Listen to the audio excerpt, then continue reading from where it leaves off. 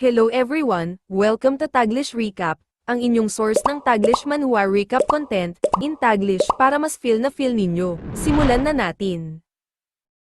Ang kwento ay nagsisimula sa pagpapakilala ng Heavy Knight class na specialized sa defense. Pero, kumpara sa ibang defensive classes, hindi ito kasing versatile, kaya marami ang napapangitan dito. At para mas lumala pa, mababa rin ang attack stats nito, kaya napakahirap mag-level up. May mga nagsasabing ito na ang pinaka-worst class na naimbento. Ngayon, makikita natin ang ating pangunahing bida na may flashback tungkol sa kung paano lagi niyang nararamdaman na pamilyar sa kanya ang lahat habang natututo siya ng mga bagong bagay bilang bata. Nagkaroon siya ng flashback na iyon sa araw ng Divine Blessing Ceremony, kung saan tatanggapin niya ang kanyang baptism at malalaman ang kanyang class. Aba, siguradong may surpresa siya. Ang ating bida ay ang tagapagmana ng Advent family, at ang pangalan niya ay Elma. Sa kanya, ang mismong ceremony ay pamilyar, at tila naranasan na niya ang lahat ng ito dati, kahit ito ang una at nag-iisang pagkakataon niya na mabanyagan.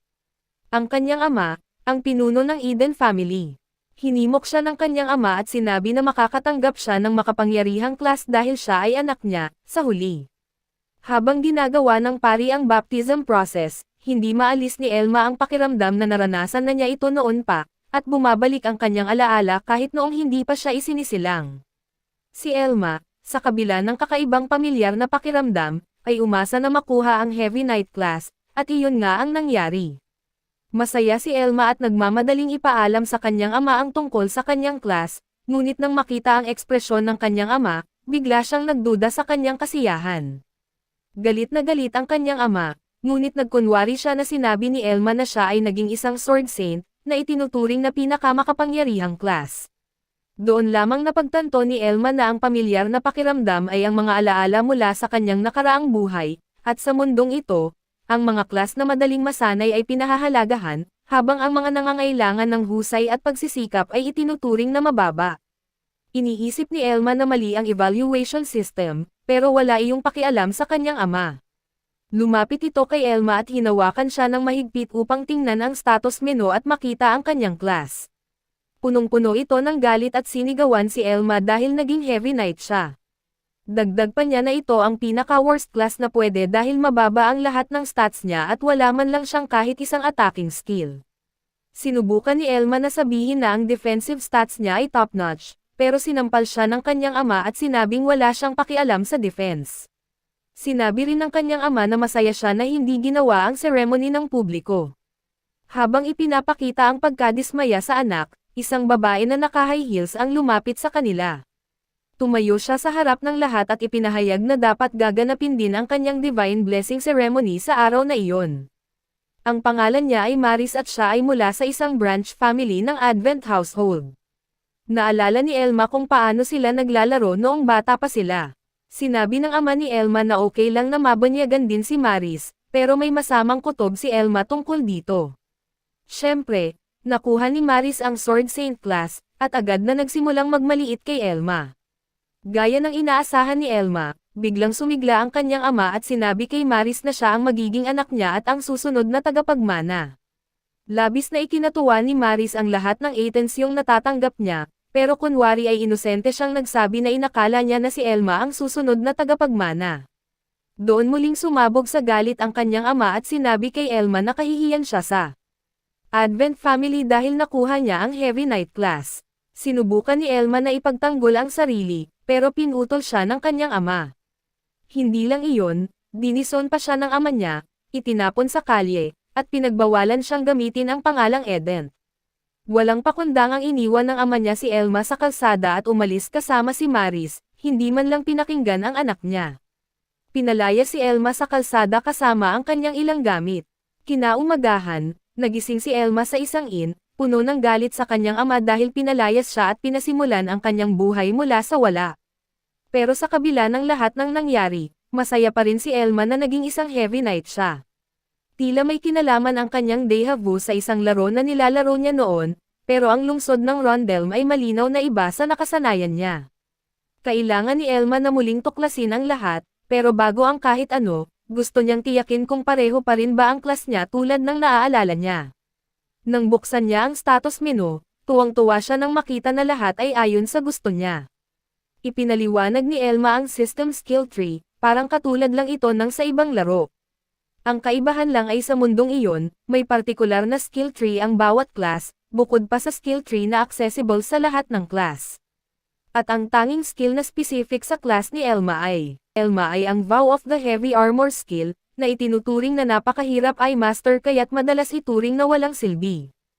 Ang dalawa pang skills na pwede sanang paglaanan ni Elma ng kanyang natitirang 5 skill points mula sa baptism ay ang increased defense skill at ang Nov Swordsmanship, na nagpapataas ng defensive at attacking stats, ayon sa pagkakabanggit. Pero sa halip, pinili ni Elma na gamitin ang lahat ng skill points niya para i-upgrade ang kanyang class-specific skill. Dahil dito, tumaas ng 10 points ang kanyang defense at nakakuha siya ng bagong skill na tinatawag na Asterisk Rampart Return. Basta, ang gulo, pero kahit ano pa man iyon, masaya si Elma sa bagong skill niya. Pagkatapos, agad siyang lumabas papunta sa kagubatan. Makikita natin na mahirap ang kanyang kagamitan, isang simpleng sword ng sundalo at ilang iron armor. Pagdating niya roon, agad siyang nakatagpo ng isang frog, na sa totoo ay isang demon monster na tinatawag na. Alam ni Elma ang stats ng frog, at agad itong umatake sa kanya nang makita siya. Nagulat si Elma sa biglaang pag-atake, pero hindi siya natinag o kumilos, nanatili lang siya sa kanyang pwesto. Nang bumangga ang frog sa kanyang armor, agad itong tumilapon pabalik, sapat na para mapatay ito. Ang pagpatay sa frog ay nagpa-level up kay Elma sa level 2, at nagawa niya iyon dahil sa kanyang Rampart Return skill, na kayang i-block ang mga atake at ibalik ito sa kalaban. Gayunpaman, posible lang ito kapag mas mataas ang defensive stats ni Elma kaysa sa attacking stats ng kalaban.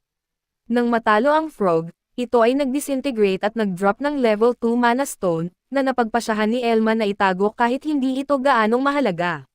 Biglang may narinig si Elma na boses, tila may sumisigaw ng tulong. Isang takot na adventurer ang tumatakbo palapit kay Elma, at tila may sumusunod na hukbo ng mga Lonas. Tumayo si Elma sa harap ng takot na adventurer, at inisip ng lalaki na malakas si Elma matapos makita ang kanyang kasuotan. Ngunit kailangan ni Elma na bigwan ang lalaki sa pagsabing nag-level up siya sa kauna-unahang pagkakataon. Mas lalo itong nadismaya dahil inisip niyang kahit siya mismo ay mas malakas pa kay Elma. Isinara ng lalaki ang kanyang mga mata habang ang frog ay umaatake kay Elma, pero nanatili lang si Elma sa pwesto, parang boss. Hindi siya kumilos ng kahit 1 pulgada at ang mga frog ay lahat ay napatay, ang kanilang mga katawan ay tumama sa kanyang arm.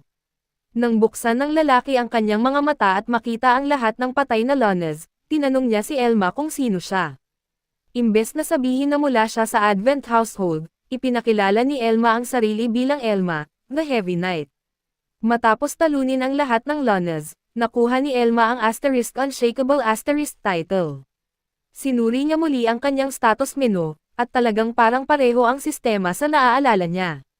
Ang takot na lalaki mula kanina ay tumayo at ipinakilala ang sarili bilang Aris. Nagpatuloy siya sa pagsasabing nagmula siya sa isang maliit na nayon at iniwan sa kanyang sarili dahil walang gustong makipag-party sa kanya. Dahil sa iniisip ng mga tao na masyado siyang mahina. Nagpasalamat si Aris kay Elma, pero sinabi ni Elma na itatago niya ang lahat ng mana stones para sa sarili niya at walang dahilan para magpasalamat. Nagkaroon ng suhestyon si Aris, inisip niya na kapag bumalik sila sa bayan, pwede silang magsama sa isang party dahil maganda ang defensive stats ni Elma. At ang pinakamainam na paraan para sa mga defensive classes na mag-level up ay ang magtulungan. Ngunit hindi si Elma nag-iisip na makipagtulungan sa sinuman, kaya kinailangan niyang tanggihan ang alok ni Aris. Hindi ito naging makatuwiran kay Aris. Ang dahilan kung bakit ayaw ni Elma makipag-party ay dahil ang mas malalaking party ay nangangahulugang ang experience ay ibabahagi sa lahat ng miyembro, at magiging mas mahaba ang kanyang paglalakbay. Ang gusto niya ay makakuha ng maraming items at skills hanggat maaari. Pero alam din niyang halos imposibleng gawin ang lahat mag-isa. Sinubukan ni Aris na makumbinsi si Elma na makipag-team sa iba, ngunit habang nagsasalita siya, nakaramdam si Elma ng isang bagay. Mula sa likod ni Aris, biglang may malaking gagamba na tumalon mula sa mga bushes at umatake sa kanya. Kung hindi tumalon si Aris sa gilid, Patay na sana siya nang umatake ang gagamba gamit ang isa sa mga clawed legs nito. Masaya si Aris na buhay pa siya, pero kailangan nilang harapin ang Demon Spider ngayon. Ang buong pangalan nito ay Aranda 8, at ito ay 2 beses ang level ni Elma. Napagtanto ni Elma na matalino ang halimaw dahil mayroon itong skill na makagalaw ng tahimik. Bukod dito, ang mga atake nito ay may lason na pumipigil sa paggalaw at ang Fireclaw na siyang pangunahing sandata nito. Napagtanto ni Elma na magiging walang silbi ang kanyang Rampart Return skill dahil sobrang lakas ng halimaw kumpara sa kanya. Kung tamaan siya kahit isang beses, tapos na ang lahat. Tumayo si Aris at sinabi na kasalanan niya kung bakit sila nandoon sa sitwasyong iyon, at naramdaman niyang kailangan niyang panagutan ang kanyang mga aksyon. Pero alam ni Elma na takot ito, kaya't sinabi niya na magiging ayos ang lahat at siya ang bahala sa giant spider monster. Bomb alert si Aris kay Elma na hindi ito laro at maaari siyang mamatay kung tamaan siya ng pangpang ng gagamba. Dagdag pa niya, masyadong malakas ang halimaw para sa kanya, pero nagbukas si Elma ng kanyang status menu. Nakakuha siya ng 28 skill points mula sa lahat ng lunes na napatay niya, at ginastos niya ang lahat ng iyon para i-upgrade ang kanyang Vow of the Heavy Armor skill. Nang gawin niya ito, nakuha niya ang skill na kailangan para talunin ang Aranda 8. Ang skill na iyon ay tinatawag na Hytherm, at ang ginagawa nito ay binabawasan ang attacking stats ng kahit anong kaaway sa loob ng maikling panahon. Tumagal lamang ito ng 1 minuto ngunit nabawasan nito ang atake ng halimaw ng 20%. Ngayon, handa na si Elma na harapin ang halimaw at naghihintay siya sa pag-atake nito. Nagustuhan niya ang adrenaline na dulot ng kanyang heavy night class. Mahirap at mapanganib ito, pero mas malaki rin ang mga gantimpala. Umiyak ng malakas ang halimaw at nagsimula itong umatake. Ngunit nagawa ni Elma na i-dodge ang mga atake nito dahil naaalala niya ang pattern ng pag-atake ng halimaw. Alam ni Elma na hindi ito magiging madali, ngunit handa na siyang subukan. Ang spider ay nag-anchored sa sarili at nagsimulang mag-channel ng spell. Pero nung ready na, nag-fire ito ng beam ng spider web diretso kay Elma na nasa defensive stance lang at tinanggap ang shot ng diretso. Natakpan ng buo si Elma ng spider web, pero nagawa niyang alisin lahat ito sa isang swing lang ng kanyang sword. Naka-inflict din siya ng damage sa Demon Spider, kahit minimal lang, dahil binawasan ng Spider Spell ang attacking stats ni Elma. Hindi nagustuhan ng Demon Spider na tinamaan siya ni Elma, kaya nagalit ito. Tumayo ito sa likod ng mga paa at tinaas ang mga kuko, naghahanda para sa isang malakas na attack. Nag-unleash ang spider ng sunod-sunod na attacks kay Elma, at si Aris ay nag-aalala na baka iyon na ang katapusan ng kanyang kapwa-adventurer. Pero pagkatanggal ng usok mula sa mga attacks, nakita niya na nakatayo pa rin si Elma. Alam ni Elma na ubos na ang mana ng spider, dahil meron na lang itong 11 mana points. Ang spider web skill na ginamit nito ay kailangan ng 7 mana points, at ang flame claws ay nangangailangan ng 5 mana points. Alam ni Elma na iyon ang chance niya para umatake, kaya ginawa niya ito agad. Naglaan si Elma ng kaunting oras para i-assess lahat ng nangyari. Naka-inflict siya ng 2 tama sa monster, at ang kanyang spell ay gumagana pa rin pero unti-unti nang nawawala ang epekto nito, at nabawasan ng 10% ang attack ng spider ngayon. Pero may isa pang bagay na kailangan isaalang-alang ni Elma sa mga kalkulasyon niya, at iyon ay ang nakuha niyang 40% increase sa lahat ng defensive stats habang hindi siya gumagalaw, na epekto ng immovable title na nakuha niya. Dahil dito, masaya siya sa lahat ng kondisyon, at tumakbo siya para magkaroon ng distansya sa pagitan nila ng Demon Spider. Nang sa tingin niya ay nakalayo na siya ng sapat, humarap si Elma, nag-defensive stance, at nanatiling nakapwesto habang hinihintay ang monster na umatake sa kanya. Nang tumama ang atake ng monster kay Elma, ang return rampant skill niya ay nag-activate, at sa paningin ng Demon Spider, parang umatake ito sa isang fortified na kastilyo. Dahil dito, na-stun ang demon monster, at sinugod ito ni Elma upang wakasan gamit ang kanyang espada. Sa wakas, napatay niya ito. Nakuha ni Elma ang 4 na skill points at agad niyang binuksan ang status menu niya para tingnan. Pero nung binuksan niya ito, wala namang espesyal na makikita. May isa pang bagay na gusto niyang i-check, at nung pinunasan niya ang status window, may nakita siyang isang special spec na nagsasabing, heavy, lang, pero hindi niya ito maimbestigahan dahil papalapit na si Aris sa kanya. Masaya si Elma na na-unlock na niya lahat ng basic skills para sa class niya, at hindi makapaniwala si Aris sa nagawa ni Elma. Habang nagugulat si Aris, naisip ni Elma sa sarili niya na kaya niyang talunin ang kahit anong monster mag-isa. Habang yumoko si Elma para pulutin ang malaking mana stone na iniwan ng Demon Spider, nagsimula siyang makaramdam ng pagkahilo. Mukhang nagpakawala ng isang uri ng lason ang Demon Spider, kaya kinailangan niyang humingi ng tulong kay Aris para bumalik sa bayan. Pagkatapos gumaling mula sa lason, pumunta si Elma sa Adventurers Guild para magparehistro bilang adventurer. Pumasok siya, binanggit ang kanyang pangalan at level, at kinumpirma ito ng receptionist. Kinumpirma ng receptionist ang class ni Elma, ni-stamp ang ID card niya, at sa wakas, opisyal na siyang adventurer. Ipinaliwanag ng receptionist na may 7 rank ang mga adventurer at kasalukuyang nasa rank F siya. Mahalaga ito dahil may limitasyon kung gaano kalayo ang pwedeng i-upgrade ang skills ng isang adventurer, kaya kailangan niyang maging E-rank adventurer sa lalong madaling panahon. Inilabas ni Elma ang isang bag na puno ng mana stones, pero bago niya ito maibigay sa receptionist para inspeksyonin, nagsimula ang ibang adventurers na naroon na pagtawanan siya. Sinabi nila na walang gustong makipagtrabaho sa isang low-level heavy knight class, at buong adventurers guild ay nagtawanan.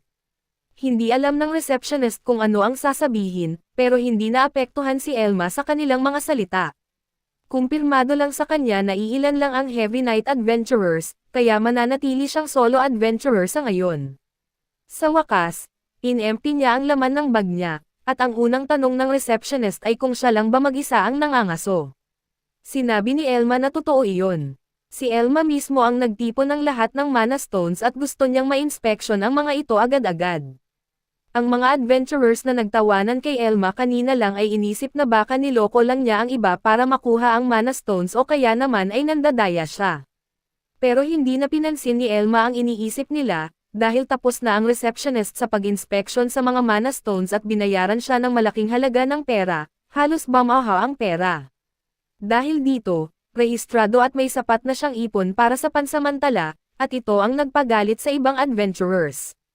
Hindi nila matanggap na isang heavy knight class adventurer ang nakakuha ng ganoong kalaking pera sa maikling panahon. May isa pang tanong si Elma para sa receptionist, kaya tinanong niya kung mayroong mga available na quest para sa pag-promote niya sa rank E.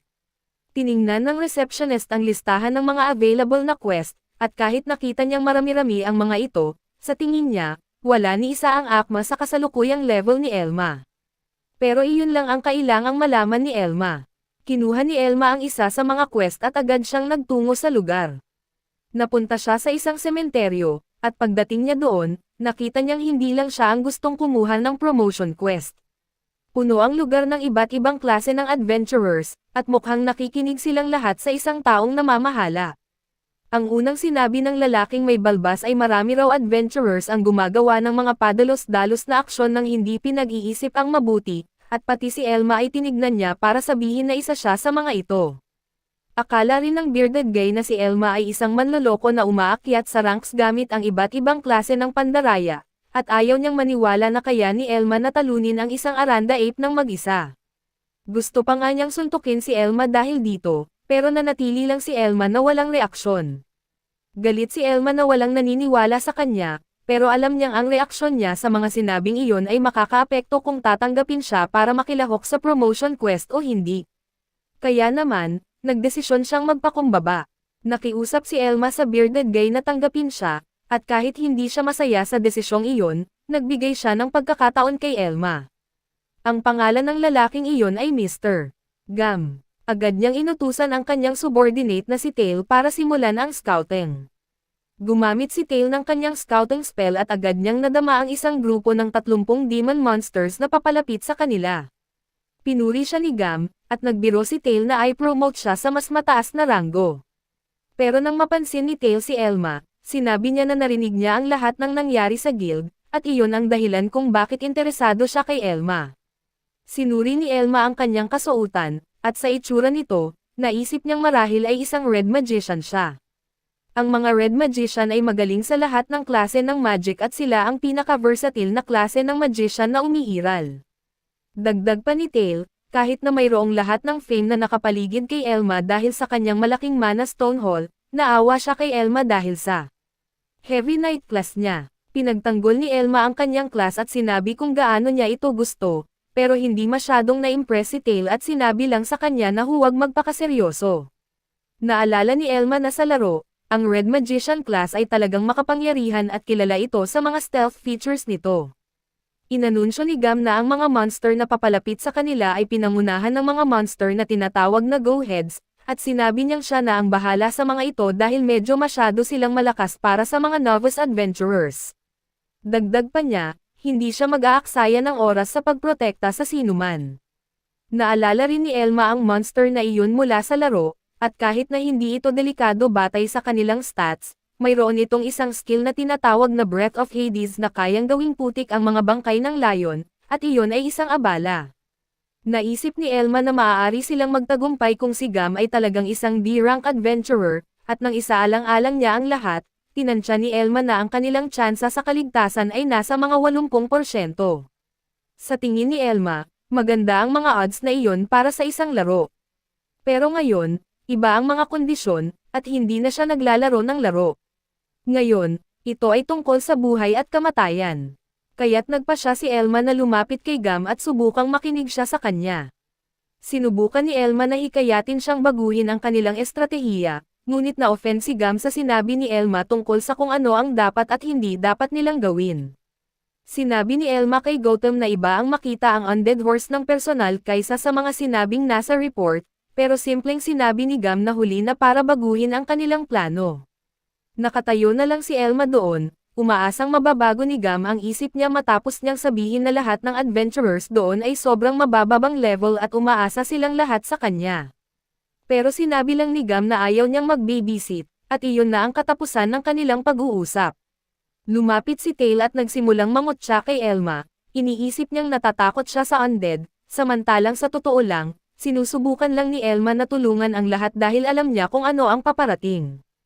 Patuloy na banibihag ni Tail ang ating bayani na tahimik na nakatayo lang.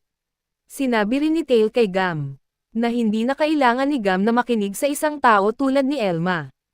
Patuloy siyang nagsalita, at ngayon ay nagsasalita siya sa lahat, sinabing kung sino man ang natatakot ay dapat lang manatiling nasa likod niya at kumuha ng kanlungan.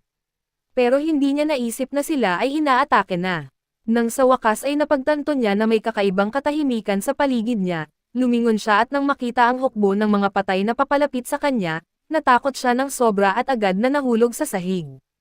Si Gam at Elma ay handang kumilos agad, at iyon ang ginawa nila.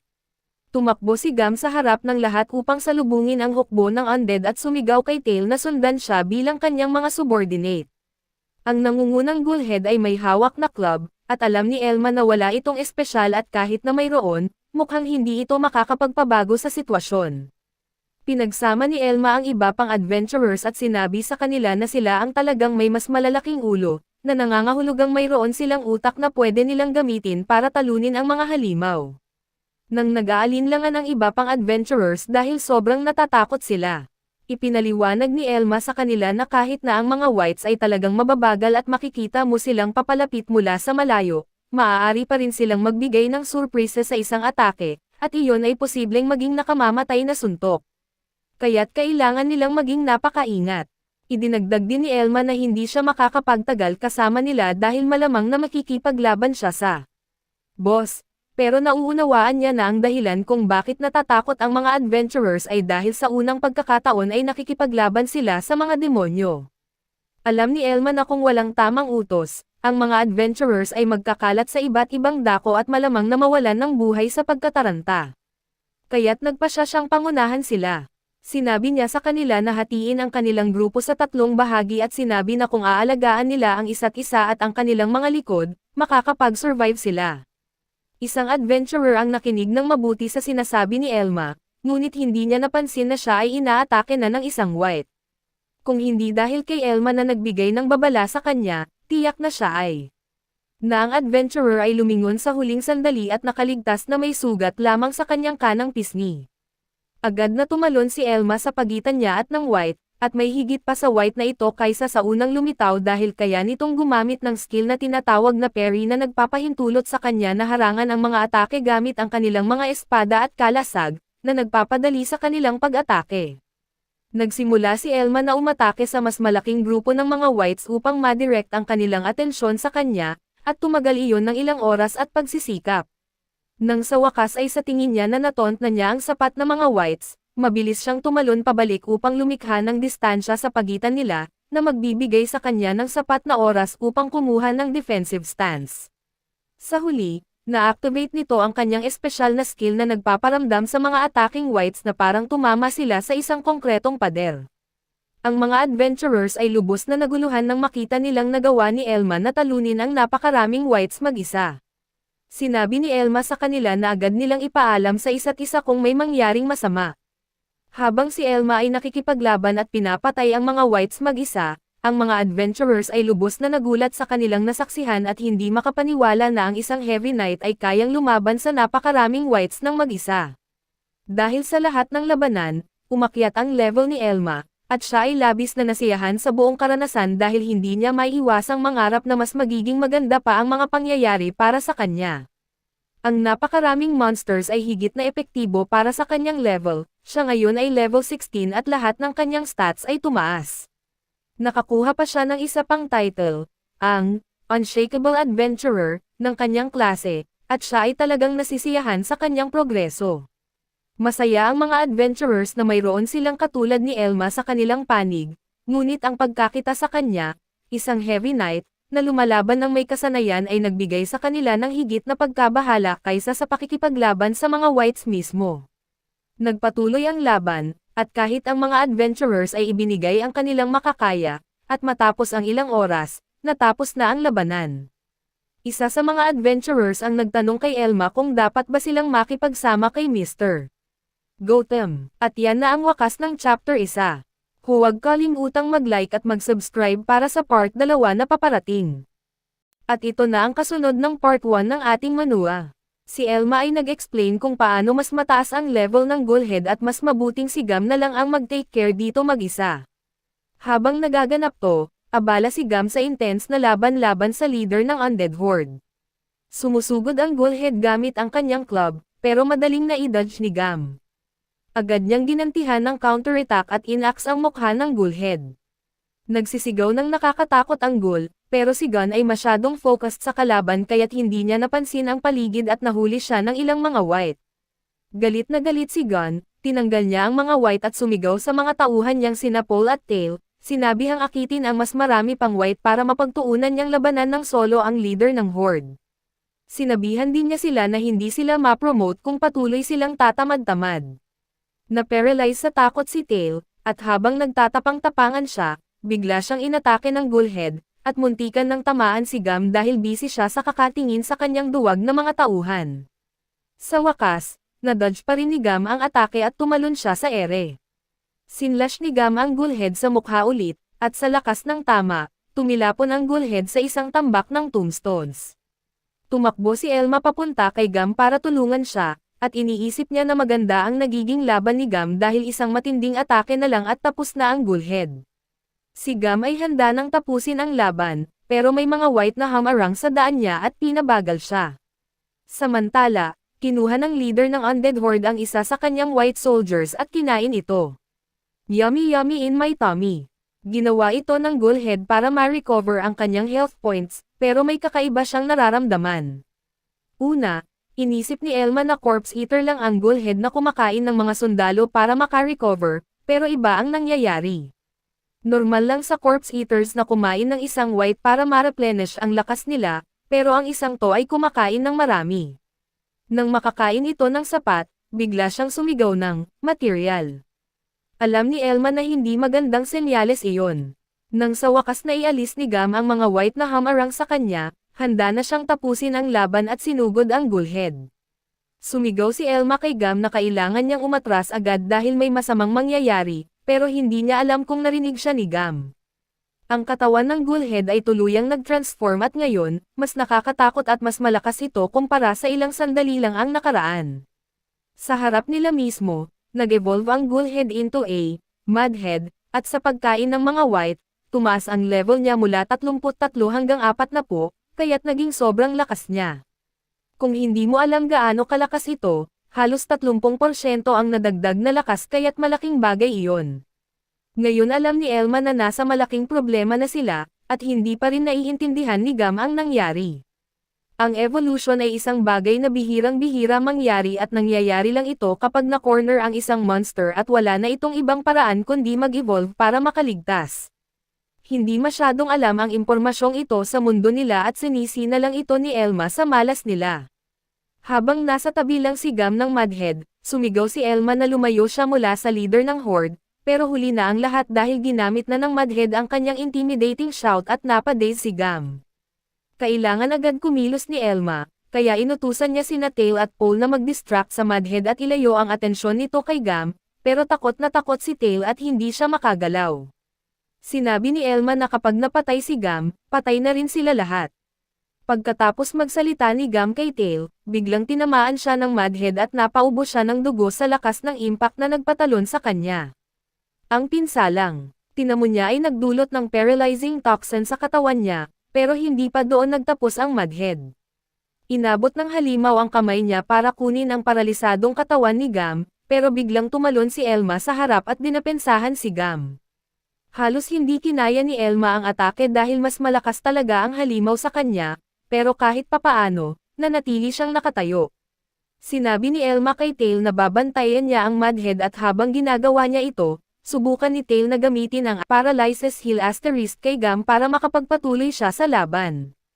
Takot na takot pa rin si Tail, pero kahit papaano sumagot siya na basic heal spell lang ang kaya niyang gamitin.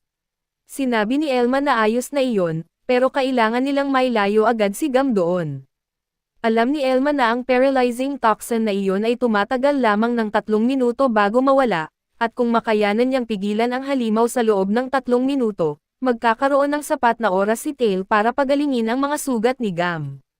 Pero kahit alam niyang delikado, ang paglaban sa halimaw sa tunay na buhay ay ibang klase kumpara sa paglalaro lamang nito. Ngayon ay lubos nang nauunawaan ni Elma ang pagkakaiba ng laban sa laro at sa tunay na buhay. Lubos nang napuno ang health points ng Mudhead, pero hindi atras si Elma. Hinigpitan niya ang hawak sa espada at determinado siyang tumagal hanggang makabalik si Gam sa laban. Natatakot ang ibang mga adventurer, at habang ang iba ay hindi makapaniwalang susubukan talaga ni Elma na harapin ang napakalakas na halimaw, ang ilan naman ay hinihikayat ang lahat na tumakas dahil tiyak daw silang mapapatay sila lahat kapag namatay si Elma sa kamay ng Mudhead. Tinimbang ni Elma ang lahat ng posibleng mangyari, level 16 lang siya habang level 40 ang kalaban niya. Alam niyang kung magkamali siya kahit kay titing lang, agad siyang mamamatay. Sa puntong iyon, sinimulan ng Mudhead ang atake. Itinaas ng halimaw ang kamao nito at naghanda ng isang matinding suntok. Kahit sinubukan ni Elma na tanggapin ang atake, sobrang lakas ng impact kaya hindi siya nakatagal at itinapon siya sa kabilang bahagi ng libingan. Matindi ang tinamong pinsala ni Elma at naisip niya sa sarili kung paanong ginawa niya ang lahat para iwasan ang mga sitwasyong kailangan niyang isugal ang buhay para makakuha ng magagandang gantimpala. Pero naroon na siya ngayon, at wala na siyang magagawa tungkol dito. Sa kabila ng lahat, ramdam ni Elma ang adrenaline na dumadaloy sa kanyang mga ugat, at lubos siyang ganado sa laban. May ilan sa mga adventurer ang nagpasyang manatili dahil gusto nilang makita ang kahihinatnan ng laban. Isa sa kanila ang hindi makapaniwala sa kung gaano kahusay ang ipinapakita ni Elma laban sa halimaw na nagpabagsak kay Gam ilang sandali lang ang nakalipas. Sinabi naman ng isa pa na kung titignan niya ng mabuti, makikita niyang nahihirapan din si Elma. Kahit totoo iyon, puno ng pasa at sugat si Elma, ang ekspresyon ng kanyang mukha ay nagpapakita ng determinasyong labanan ang halimaw hanggang makabalik si Gam, o baka nga subukang talunin ang Mudhead mag-isa kung kakayanin niya. Pero wala nang oras para magdaldalan, dahil nagpatuloy ang mga atake ng Mudhead kay Elma. Nagawa niyang umiwas, pero napagtanto niyang hindi niya kayang tumakbo at umiwas ng ganito palagi dahil siguradong mapapalpak siya sa ganitong paraan. Naisip ni Elma na ang tanging paraan para mabuhay ay magsimulang gumamit ng feint attacks. Para magawa ito, kailangan muna niyang gamitin ang ilang skill points niya sa beginner swordsmanship skill para ma-unlock ang direct slash skill. Ang partikular na skill na iyon ay mahusay sa malapitang labanan kapag magkaharap na sila ng kalaban at kayang magdulot ng matinding pinsala. Kahit na ang depensa ng kalaban ay napakataas, hindi maghihintay ang Mudhead kay Elma na makapaghanda, at ang mga atake nito ay nasa daan na patungo sa katawan ni Elma. Gumamit si Elma ng parry para ipanumbalik ang kamao ng Mudhead, at ang impact ay tumalsik sa kanya. Pero nagkaroon si Elma ng ideya. Tinanggal niya ang kanyang espada mula sa hawakan at agad siyang nagstab ng espada sa lupa. Ginamit ito bilang anchor point para itulak ang sarili niya sa likod ng Mudhead sa pamamagitan ng mga binti ng halimaw. Naiwan ang Mudhead na nalilito, hindi nito maintindihan kung ano ang nangyari at kung paano nawala si Elma sa kanyang paningin. Masaya si Elma na nagtagumpay ang kanyang estratehiya at ngayon ay may pagkakataon na subukan ang kanyang direct/skill, dahil nakatayo siya sa likod mismo ng halimaw. Kaya't hinato ng ating protagonist ang likod ng Mudhead. Nang agad na maramdaman ng halimaw ang matinding sakit, agad itong bumalik, pero mabilis na umatras si Elma para makagawa ng ligtas na distansya sa pagitan nilang dalawa. Ipinaliwanag ni Elma na akala ng lahat na masama ang direct/skill dahil kailangan itong gamitin kapag nakatayo ka sa tabi ng kalaban. Ngunit sinabi ng ating protagonist na ito ay perpektong skill para sa Heavy Knights dahil malaki ang boost nito sa kanilang attacking stats. Pero kahit na maganda ang skill na iyon, hindi ito halos sapat upang patumbahin ang Mudhead. Ang tanging nagawa ni Elma ay ang galitin pa ang halimaw. Umiyak ang Mudhead ng isang nakakatakot na sigaw at sinimulan na naman nito ang mga atake. Pero tila mas madali nang nakakaiwas si Elma sa mga ito ngayon, at wala sa mga atake ng halimaw ang tumama sa kanyang katawan. Ipinahayag ni Elma na ang mga galaw nito ay bumabagal at hindi na kasing organisado tulad ng dati.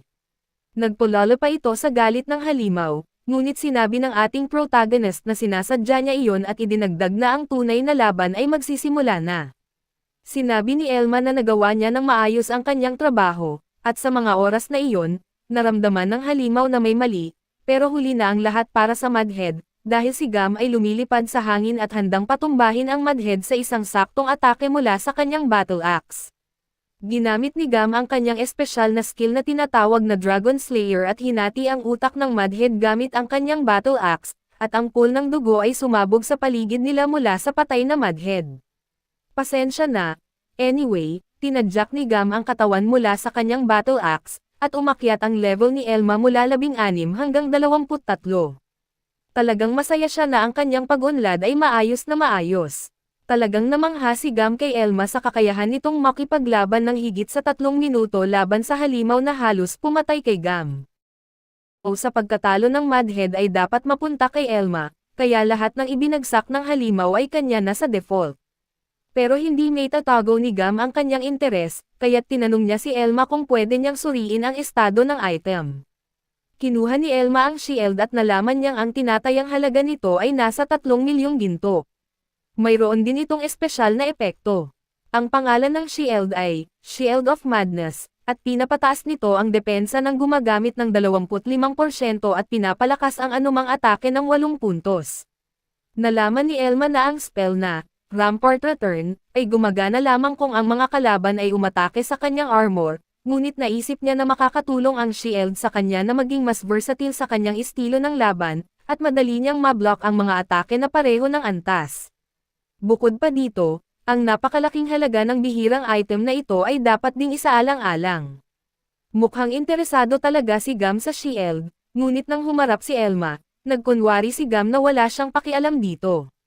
May isa pang bagay na gustong itanong ni Elma kay Gam, at iyon ay ang kanyang promosyon. Pero bago pa man siya makapagtanong, mabilis na sinabi ni Gam na ipapapromote niya si Elma sa rank E-Adventurer, at ito ay labis na ikinagalak ni Elma. Tuloy-tuloy na sinabi ni Gam kay Elma kung paano siya inatasan ng guild na bantayan si Elma ng mabuti para makita kung siya nga ba ay isang manlilinlang. Pero sinabi ni Gam na hindi iyon kinakailangan at handa siyang makipaglaban sa sino mang mag-iisip ng iba. Akala ni Elma ay magandang pagkakataon na ito para tanungin si Gam tungkol sa kanyang promosyon habang nasa mabuting mood ito, at idinagdag niya na ang spell niyang heal ang nagbalik kay Gam sa kanyang mga paa. Ngunit si Gam ay medyo galit pa rin sa kanya. Sinabi niya na siya ang pangunahing dahilan kung bakit siya kailangan panggamutin sa unang pagkakataon, at walang paraan na maibibigay niya ang promosyon sa isang katulad niya. Sa katunayan, marami pang mas mapanganib na ranggo ang nasa kanilang listahan at hindi niya nakitang sinseridad ni Tail sa kanilang unang laban na madali sana. Tinapos ni Gam ang kanyang talumpati sa pagsasabing kailangan ni Tail ng higit pang karanasan sa laban at kailangan din niyang maging mas matapang kung nais niyang mapabilang sa kanyang grupo. Alam na ni Tail ang lahat ng ito, ngunit nang marinig ito mula kay Gam, nakaramdam siya ng lungkot at umalis siya habang naglalakad, ngunit mukhang may sama siya ng loob at kaunting galit kay Elma kahit na wala namang sinabi si Elma na maaaring magpalala ng sitwasyon. Nagpatuloy silang lahat pabalik sa Adventurers Guild. Nang pumasok sila, agad na pumunta sina Elma at Gam sa receptionist para kunin ang kanilang mga gantimpala. Binigyan ng receptionist si Elma ng kanyang mga gantimpala, at may kabuuang 3 gantimpala. Ang una ay 130,000 gold coins para sa mahusay na trabaho, ang pangalawa ay 20,000 para sa 10 white mana stones, at ang huli ay isang napakalaking 600,000 para sa mana stone ng Mudhead. Hindi makapaniwala ang buong guild sa narinig nila, at tumawa si Gam at sinabi kung paano nakalikom si Elma ng mas maraming gantimpala kaysa sa kanya. Masayang-masaya si Elma na nakilahok siya sa raid. Medyo nag-aalinlangan ang receptionist at tinanong si Gam kung talagang natalo ni Elma ang level 40 na Mudhead. Ang mga adventurers sa guild ay nagdududa na posible para kay Elma, na isang heavy knight, na makakuha ng ganito kalaking gantimpala mula sa isang simpleng raid, at talagang inisip nilang may ginagawa siyang pandaraya sa isang paraan o iba pa. Pero ang mga komantong iyon ay nagpasiklab kay Gam, at hinampos niya ang kanyang kamao sa counter ng receptionist at sinabi. Sa lahat na kung hindi sila naniniwala kay Elma, nangangahulugan iyon na duda sila sa kanyang sariling paghuhusga. Nang sabihin niya iyon, huminto ang lahat sa guild sa kanilang pag-uusap, dahil alam nilang masyadong malakas si Gam para makipagtalo, at natuwa si Elma na ipinagtanggol siya ni Gam. Wala nang ibang nagkomento pa, kaya tuluyan nang napromote si Elma bilang isang rank E adventurer. Lumabas siya ng Adventurers Guild, at habang naglalakad sa mga kalsada ng lungsod, iniisip niya kung ano ang susunod niyang gagawin. Ang pagiging isang E-rank adventurer ay nagbukas ng ilang oportunidad para sa kanya at maaari na siyang sumali sa mga dungeon raids ng mag-isa. Pero nakasalalay pa rin ang estilo ng pakikipaglaban niya sa paggamit ng Ramper Return skill, at hindi pa rin niya alam kung paano ito bigkasan. Hindi ito sapat para matagumpay na malinis ang lahat ng dungeons ng mag-isa. Naalala niya ang isang item na magbabago ng lahat, ang skill book ng Smoldering Fang of Madness. Mukhang napaka-impressive ng libro na ito at may pangalan na parang galing sa isang manga na may 10,000 salita at pangungusap sa pangalan. Ito ang pinakamahalagang item para sa isang heavy knight na adventurer, at determinado si Elma na hanapin ito. Pinaliwanag ni Elma na ang tunay na potensyal ng heavy knight class ay lumalabas lang kapag na-max out nila ang vow ng heavy armor at nagagamit na nila ang Smoldering Mudfang.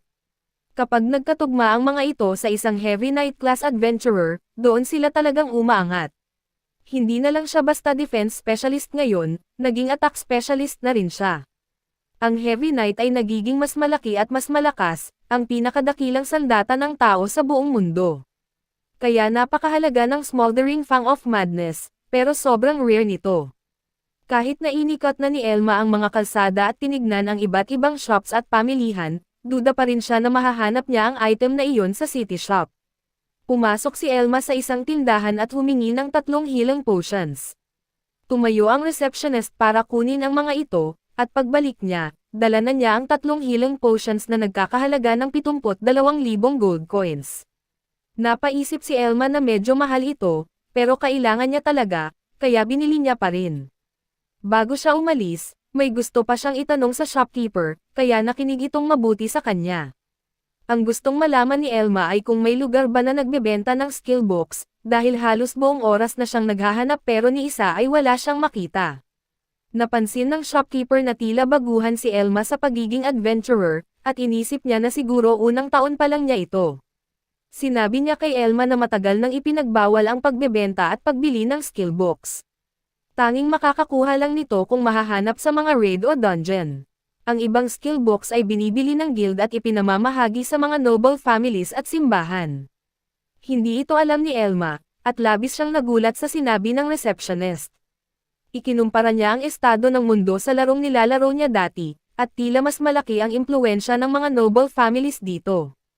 Hindi inakala ni Elma na posible ang ganitong sistema, pero napagtanto niya na ang lahat ng skill book sa city ng Ronem ay posibleng nasa kamay ng Advent family, ang pamilya kung saan siya pinatalsik. Nakita ng shopkeeper na tila hindi masaya si Elma sa narinig, kaya kumuha siya ng papel at ballpen at iginuhit ang isang mapa para sa kanya. Kahit na hindi dapat niya ito gawin, gusto niyang pasalamatan si Elma sa pagbili ng 3 mahal na healing potions. Kinuha ni Elma ang papel at hindi siya sigurado kung ano ang kinakatawan ng mapa. Sinabi ng shopkeeper na ito ay mapa patungo sa isang tindahan na may mga item na inalis mula sa noble families.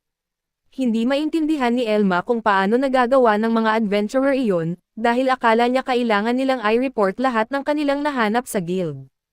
Pero ipinaliwanag ng shopkeeper na alam ng guild ang pagkakaroon ng black markets, at hinahayaan nila itong mag-operate dahil hindi lahat ng adventurers ay kayang bumili ng mga bagay nang legal. Mukhang may kasunduan na rin sila tungkol dito.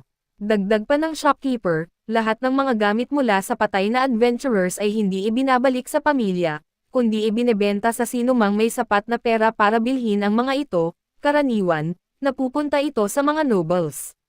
Ganito rin ang nangyayari sa mga skill books. Sinabi niya na kinokolekta ng mga noble families ang mga skill books, pero hindi naman nila ginagamit. Naiinis si Elma sa sistema ng mundo at naisip niya na baka nasa kanya na sana ang smoldering fang of madness kung nabinyagan siya bilang isang sword saint. Bago siya umalis, pinakiusapan siya ng shopkeeper na itago ang lokasyon sa mapa bilang sikreto. Siniguro ni Elma na ligtas ang sikreto niya, saka siya lumabas ng shop. Kaagad niyang sinundan ang mapa sa paligid ng bayan, at pumasok siya sa isang maliit na tindahan sa isa sa mga back alleys. Pagpasok ni Elma, sinalubong siya ng masangsang na amoy. Napakaalikabok ng lugar, at amoy na amoy ang luma at hindi magandang halimuyak. Kinailangan niyang takpan ang ilong dahil sa lakas ng amoy at naisip niya kung makakakita ba siya ng skill book sa lugar na ganoon ka-rundown. Tumingin-tingin siya sa paligid ng tindahan at nakita niya ang iba't ibang gamit gaya ng mga espada, daggers, shields, boots, at sa wakas ay may nakita siyang ilang skill books, 5 piraso lahat-lahat. Pero bago niya ma-inspeksyon ang mga iyon, sinabi ng matandang babae na may-ari ng tindahan na mahina ang armor ni Elma at hindi niya inaasahang magiging mabuting customer ito. Ang buong pangalan ng tindahan ay Asterisk the Shattered Grimoire Hole, at ang itsura ng may-ari ay kahawig ng kalagayan ng tindahan, madumi siya at punit-punit ang suot na damit. Sinabi ni Elma na sapat ang pera niya para makabili, kaya hiniling niyang ipakita sa kanya ng matandang babae ang mga skill books. Sinabi lang nito na malaya siyang mag-inspeksyon ng mga libro sa sarili niya dahil hindi naman magbabago ang presyo kahit tingnan pa niya ang mga ito. Kinuha ni Elma ang unang libro mula sa estant na may 5 libro at nakita niyang iyon ay skill book ng beginner's archery. Ang market value nito ay 2 million gold coins, at naalala niyang 500k gold coins lang ang halaga nito sa laro. Napanganga si Elma sa presyo. Para mas lumala pa ang sitwasyon, sinabi pa ng matandang babae na binibente niya ang skill book na iyon sa halagang 3 million gold coins sa tindahan niya. Napasapaw si Elma nang walang masabi. Pinaliwanag ng matandang babae na makatarungan ang mataas na presyo dahil kailangan niyang dumaan sa delikadong tulay para makuha ang skill book na iyon. Idinagdag pa niya na palaging nasa panganib ang buhay niya tuwing sinusubukan niyang makakuha ng mga pinaglumaan na gamit, lalo na ang skill books, dahil kung may makaalam sa mga nasa mataas na posisyon, siguradong bibitayin siya. Naisip ni Elma kung gaano kamahal maging ang mga beginner skill books, at naisip niyang kahit ibenta niya ang Shield of Madness Asterisk L na nakuha niya mula sa Mudhead, sapat lang iyon para mabili ang beginner skill book. Hindi niya maisip kung paano makakabili ng mas bihirang skill book. Ininspeksyon ni Elma ang iba pang skill books na inaalok ng matandang babae. Naroon sa mesa sa harapan niya ang mga sumusunod na libro, Beginner Archery, Magic Power Up, Jack in a Box, at Asterisk Elemental Guard. Mga bihirang skill books lahat iyon pero hindi siya interesado sa mga ito. Pero nang kinuha niya ang huling skill book mula sa shelf, nagulat siya. Iyon pala ang skill book ng Smoldering Fang of Madness, ang tanging hinahanap niya. Kung mabibili niya ang skill book mula sa witch, mapapaperpekto niya ang skill tree niya, at sobrang saya niya na. Napansin ng witch na tinitingnan niya ang partikular na book na iyon na may kaunting saya sa mga mata niya. Nang tanungin ni Elma ang presyo, sinabi ng witch na ang skill book na iyon ay 50 million gold coins.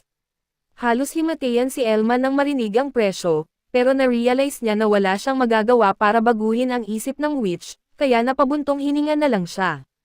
Sinabi niya sa witch na mag-hire siya ng mga bodyguard para palakasin ang security niya, lalo na't nagbebenta siya ng mga ganitong klaseng mahalagang items. Pero hindi naman worried o natatakot ang witch na manakawan dahil kampante siya sa sariling kakayahan. Sinabi pa nga niya na nakalaban siya ng 5 tao nang parang wala lang. Meron pang isang bagay na sinubukan ni Elma, at nakiusap siya sa witch na i-reserve muna ang skill book para sa kanya, at nangako siya na gagawin niya ang lahat para makuha ang perang kailangan para dito. Ang witch naman, tuso, at gusto niyang marinig kung ano ang gagawin ni Elma para sa kanya kung papayag siyang i-grant ang hiling nito. Hindi sigurado si Elma kung ano ang sasabihin, pero sinabi ng witch na wala naman siyang problema sa kanya. Sinabi ng witch na i-reserve niya ang skill book para kay Elma, at napangiti siya. Pero habang humihit-hit ng usok mula sa pipe, sinabi ng witch kay Elma na gusto niya ng dagdag na 5 million gold coins. Nawala ang gana ni Elma at alam niyang hindi na niya mababago ang terms nito. Napagtanto niya na kailangan niyang mag-ipon ng malaking pera kung gusto niyang mabili ang skill book na ito. Umalis si Elma sa Shatter Grimoire Hole at iniisip niya ang mga paraan para makalakam ng 55 million gold coins. Base sa nakaraang rate ng kita niya, kakailanganin niya ng halos 60 na ganoong raid para makuha ang buong halaga. Naisip niya na ang mga adventurer na nasa top rankings at mga shop owners ay may mga twisted na pananaw pagdating sa pera. Ang mga klase lang na posibleng interesado sa Smoldering Fang of Madness skill book ay ang Heavy Knights at Berserkers, at alam ni Elma na ang rare skill books ay sobrang mahal. Kailangan niyang magplano ng pinaka-epektibong paraan para makuha ito. Ang unang pumasok sa isip niya ay mangolekta ng rare items mula sa mga dungeon drops, pero may butas ang planong iyon dahil ang Heavy Knights ay walang malalakas na attacking stats at bihira silang makapatay ng mga monsters. Ang pangalawang plano naman ay mag-farm siya ng mas maliliit at hindi gaanong delikadong mobs para makalakam ng pera. Pero sobrang tagal naman kung ganun ang gagawin. Ang pangatlong plano na naisip niya ay matuto ng ibang skills sa pamamagitan ng pagbili ng iba pang skill books, pero hindi rin siya ganoon kainteresado doon. Ayaw niyang sayangin ang skill points sa skill trees na magiging useless din naman sa oras na mabili niya ang Smoldering Fang of Madness. Yun lang ang mga ideya na pumasok sa isip niya na kaya niyang gawin mag-isa, kaya napagtanto niyang kailangan niyang maghanap ng ibang options. Dahil medyo sumikat na si Elma sa Adventurers Guild mula sa huling raid, naisip niyang baka pwede siyang maghanap ng ibang adventurers na pwedeng makasama. Mukhang magandang option iyon, kaya nagsimula siyang mag-isip sa direksyong iyon. Habang abala si Elma sa pag-iisip, may grupo ng mga adventurer na papunta sa Adventurers Guild at nadaanan siya. Nag-uusap sila tungkol sa isang rare item na nakuha nila sa pinakahuli nilang raid. Ang item na iyon ay ang Bloodstained Sword, na may halagang 2 million gold coins. Nakuha nito ang atensyon ni Elma. Isa sa kanila ang sobrang tuwang-tuwa, at ang pangalan niya ay Lucy. Siya ay isang clown, at interesting sa kanya dahil paulit-ulit niyang sinasabi na dahil sa special skill niya kaya nila nahanap ang rare item. Dahil sa skill niya kaya raw na-drop ang item sa una pa lang. Tahimik lang ang iba sa party at napansin ni Elma na 3 lang sila, isang swordsman, isang bandit, at si Lucy na isang jester. Mukhang ang swordsman ang leader ng grupo, at duda siya na ang dahilan ng pag-drop ng Bloodstained Sword ay dahil sa special skill ni Lucy. Sabi ni Lucy na dahil talaga iyon sa kanya, at nangako siyang ipapakita ang tunay na potensyal ng skill niya sa susunod nilang pasok sa dungeon. Huminto ang leader ng party at sinabi kay Lucy na siya ang pinakawalang silbi sa grupo nila, at dagdag pa niya na malamang wala siyang makukuha ni 5 mula sa reward ng rare item. Sinabi ni Lucy na makontento na siya kahit 100k gold coins lang.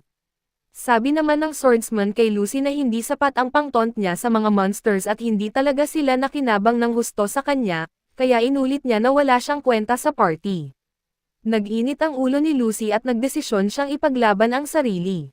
Sinabi niya sa leader na si Klein na ang kaya lang naman niya ay kunin ang aggro ng mga monsters at wala siyang attack skills dahil si Klein ang nagsabi kung saan niya dapat ay spend ang skill points niya. Pakiramdam ni Lucy na hindi patas si Klein dahil sinusunod lang naman niya ang mga sinasabi nito. Agad na nairita si Klein sa sinabi ni Lucy, kaya lumapit siya para sabihing ilusyonada ito. Sinabi niya na payo lang naman ang binigay niya at hindi dapat siya nakinig kung mas alam niya ang dapat gawin, kaya sa huli, kasalanan niya rin iyon. Nanunood si Elma sa gilid at na-realize niya na nag-aaway sila tungkol sa allocation ng skill points at hatian sa reward. Alam ng ating bida na karaniwan ang ganitong away sa mundo ng magic, kadalasan dahil may isang naglaan ng skill points sa mga skill na sa bandang huli ay hindi masyadong pakinabang sa iba pang miyembro ng party, at mukhang iyon ang nangyari sa grupong ito. Hindi pa tapos ang usapan nila nang kumuha si Klein ng isang dakot ng gold coins na katumbas ng 100k at inihagis ito sa harap ni Lucy. Sinabi niya na kunin na ni Lucy ang mga barya at hindi na siya bahagi ng kanilang party. Dagdag pa niya na tinanggap niya ito sa grupo kahit wala pa itong mga skills noon, kaya disappointed siya na humihingi pa ito ng parte. Tinanong ni Klein ang opinyon ng isa pang miyembro ng grupo, ang bandit na si Ri, at sumang-ayon ito sa kanya. Sinabi ni Ri na hindi siya masaya na kailangan nilang hatiin ang prize money kay Lucy. Sinubukan ipaliwanag ni Lucy na hindi iyon ang intensyon niya. Sinabi ni Lucy na gusto lang naman niyang ma-acknowledge, at yumoko siya at nakiusap kay Klein at Ri na patawarin siya. Pero sinabi ni Klein na huli na ang paghingi niya ng tawad, at ayaw na nilang may kinalaman pa sa kanya. Binati na lang siya ng good luck kahit saan man siya mapadpad. Pagkatapos ng usapan, tumalikod sina Klein at Ri at iniwan si Lucy sa kalye, mag-isa. Parang bida siya ng isang mangga na iniwan ng party niya at kung ano-ano pa. Alam ni Elma na madalas maghiwalay ang mga party dahil sa mga problema sa pera, at nalungkot siya para kay Lucy dahil ang skill tree niya ay hindi naging kapaki-pakinabang para sa iba sa grupo.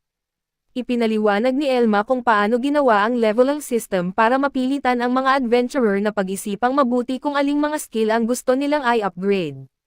Kailangan din nilang manghuli ng mga monsters na nasa kaparehong level nila. Ang problema ay kapag nil-on ng mga adventurer ang skill points nila sa mga useless na skills, nahihirapan sila sa laban sa mga monster na nasa parehong level. Naisip ni Elma na bilang isang jester, malamang na inilaan ni Lucy ang skill points niya sa mga support skills. Bigla niyang naalala ang sinabi ni Klein tungkol sa Bloodstained Sword. Naisip niya na baka may special na skill talaga si Lucy. Alam niyo ba na 94.6% ng viewers natin ay hindi pa nakasubscribe? Bago tayo mag-recap, please hit like at subscribe para na rin ganahan tayong gumawa ng iba pang mga recap. Usap si Elma kay Lucy na sumali sa party niya at ipinangako niya na hindi siya magsisisi kung tatanggapin niya ang imbitasyon. Desperado si Elma na mapasama si Lucy sa party niya kaya't sinabi pa niyang hahatiin nila ang mga gantimpala sa 80-20. Ibig sabihin ay makukuha ni Lucy ang 80% at magiging kontento na siya sa 20% lang. Sinabihan ni Lucy si Elma na kalmayan ang sarili at nakiusap siya na bitawan ang kamay niya. Humingi ng tawad ang ating bida at binitawan niya ang kamay ni Lucy, pero narinig ni Si ang lahat ng sinabi niya at lumingon siya para tingnan kung sino ang interesado sa dati niyang kasamahan sa party. Nagpakilala si Elma at ipinaliwanag niya kung paano niya nakita na tinanggal si Lucy at gusto niya itong mapasama sa party niya. Tinanong ni Klein si Elma kung nasa tamang pag-iisip ba siya nang gawin niya ang desisyon na iyon, at sinabi niya na napakawalang silbi ni Lucy na hindi man lang niya kayang mag-level up ng maayos mag-isa. Sinabi ni Elma na hindi iyon magiging problema sa kanya, at sinabi ni Klein na ibibigay niya si Lucy kung talagang gusto niyang mapasama ito sa party niya.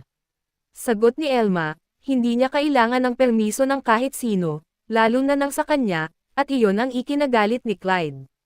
Nagdesisyon si Clyde na lumapit kay Elma habang nawawala sa sarili si Lucy sa gitna. Tinanong ni Clyde si Elma kung anong level na siya at kung may iba pa siyang kasamahan sa party. Sagot ni Elma, isa siyang solo adventurer at rank adventurer, 23rd level na Heavy Knight. Sinabi ni Clyde na bilang level 23, dapat alam na niya ng husto na si Lucy ay hindi ganoon ka-useful lalo na sa isang Heavy Knight. Sinabi naman ni Lucy kay Elma na huwag siyang mag-alala kung tatanggihan siya nito, pero sinabi ni Elma na wala siyang pakialam sa level niya. Sumali si Reyes sa usapan at sinabi niya kay Klein na medyo kakaiba na isang level 23 knight ang desperadong makuha si Lucy sa party niya. Sinimulan niyang questionin kung talagang espesyal ang skill nito. Iyon ang kinatatakutan ni Elma at naisip niya na masyado siyang naging prangka sa pag-imbite niya, pero hindi naman iyon naging problema. Sobrang mayabang at ignorante si Clyde para isipin ang sinabi ni Jessie at sinabi niya na mas mabuti pang kunin ni Elma si Lucy at umalis na sila nang hindi magdulot ng malaking eksena. Hindi natuwa si Reyes sa desisyon ni Klein, pero ang tingin ni Klein sa sitwasyon ay walang paraan na ang level 23 kilonewtons ay isang solo adventurer. Iniisip niya na baka tinanggal si Elma mula sa isang party, gaya ng nangyari kay Lucy, o kaya naman ay iniisip niya na trip lang ni Elma ang mag-hit sa mga babae at gusto niya si Lucy.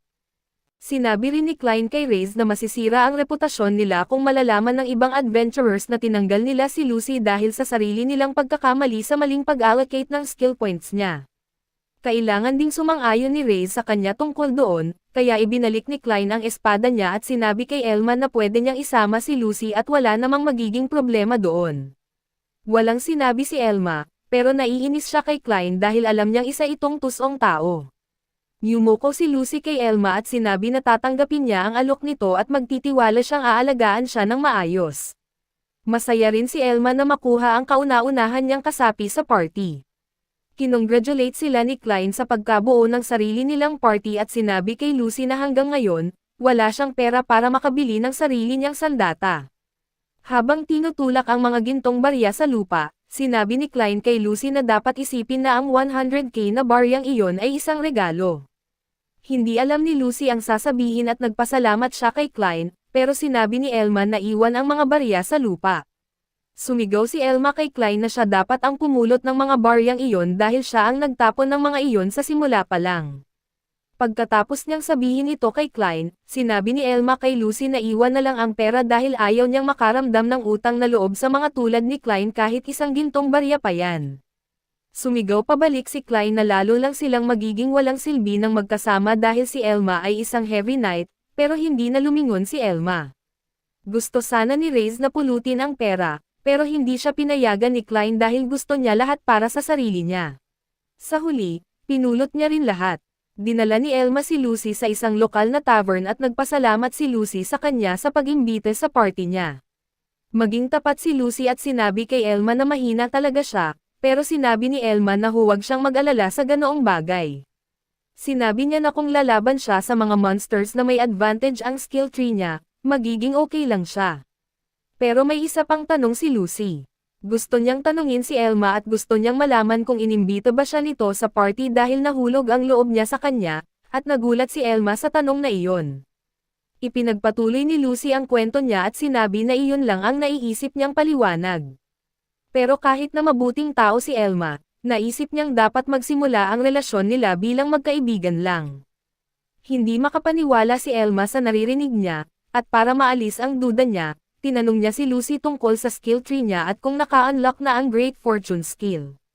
Ipinaliwanag ni Elma na ang mga dungeon sa Magic World ay mga bangungot mula sa isang Diyos na tinatawag na Alerez.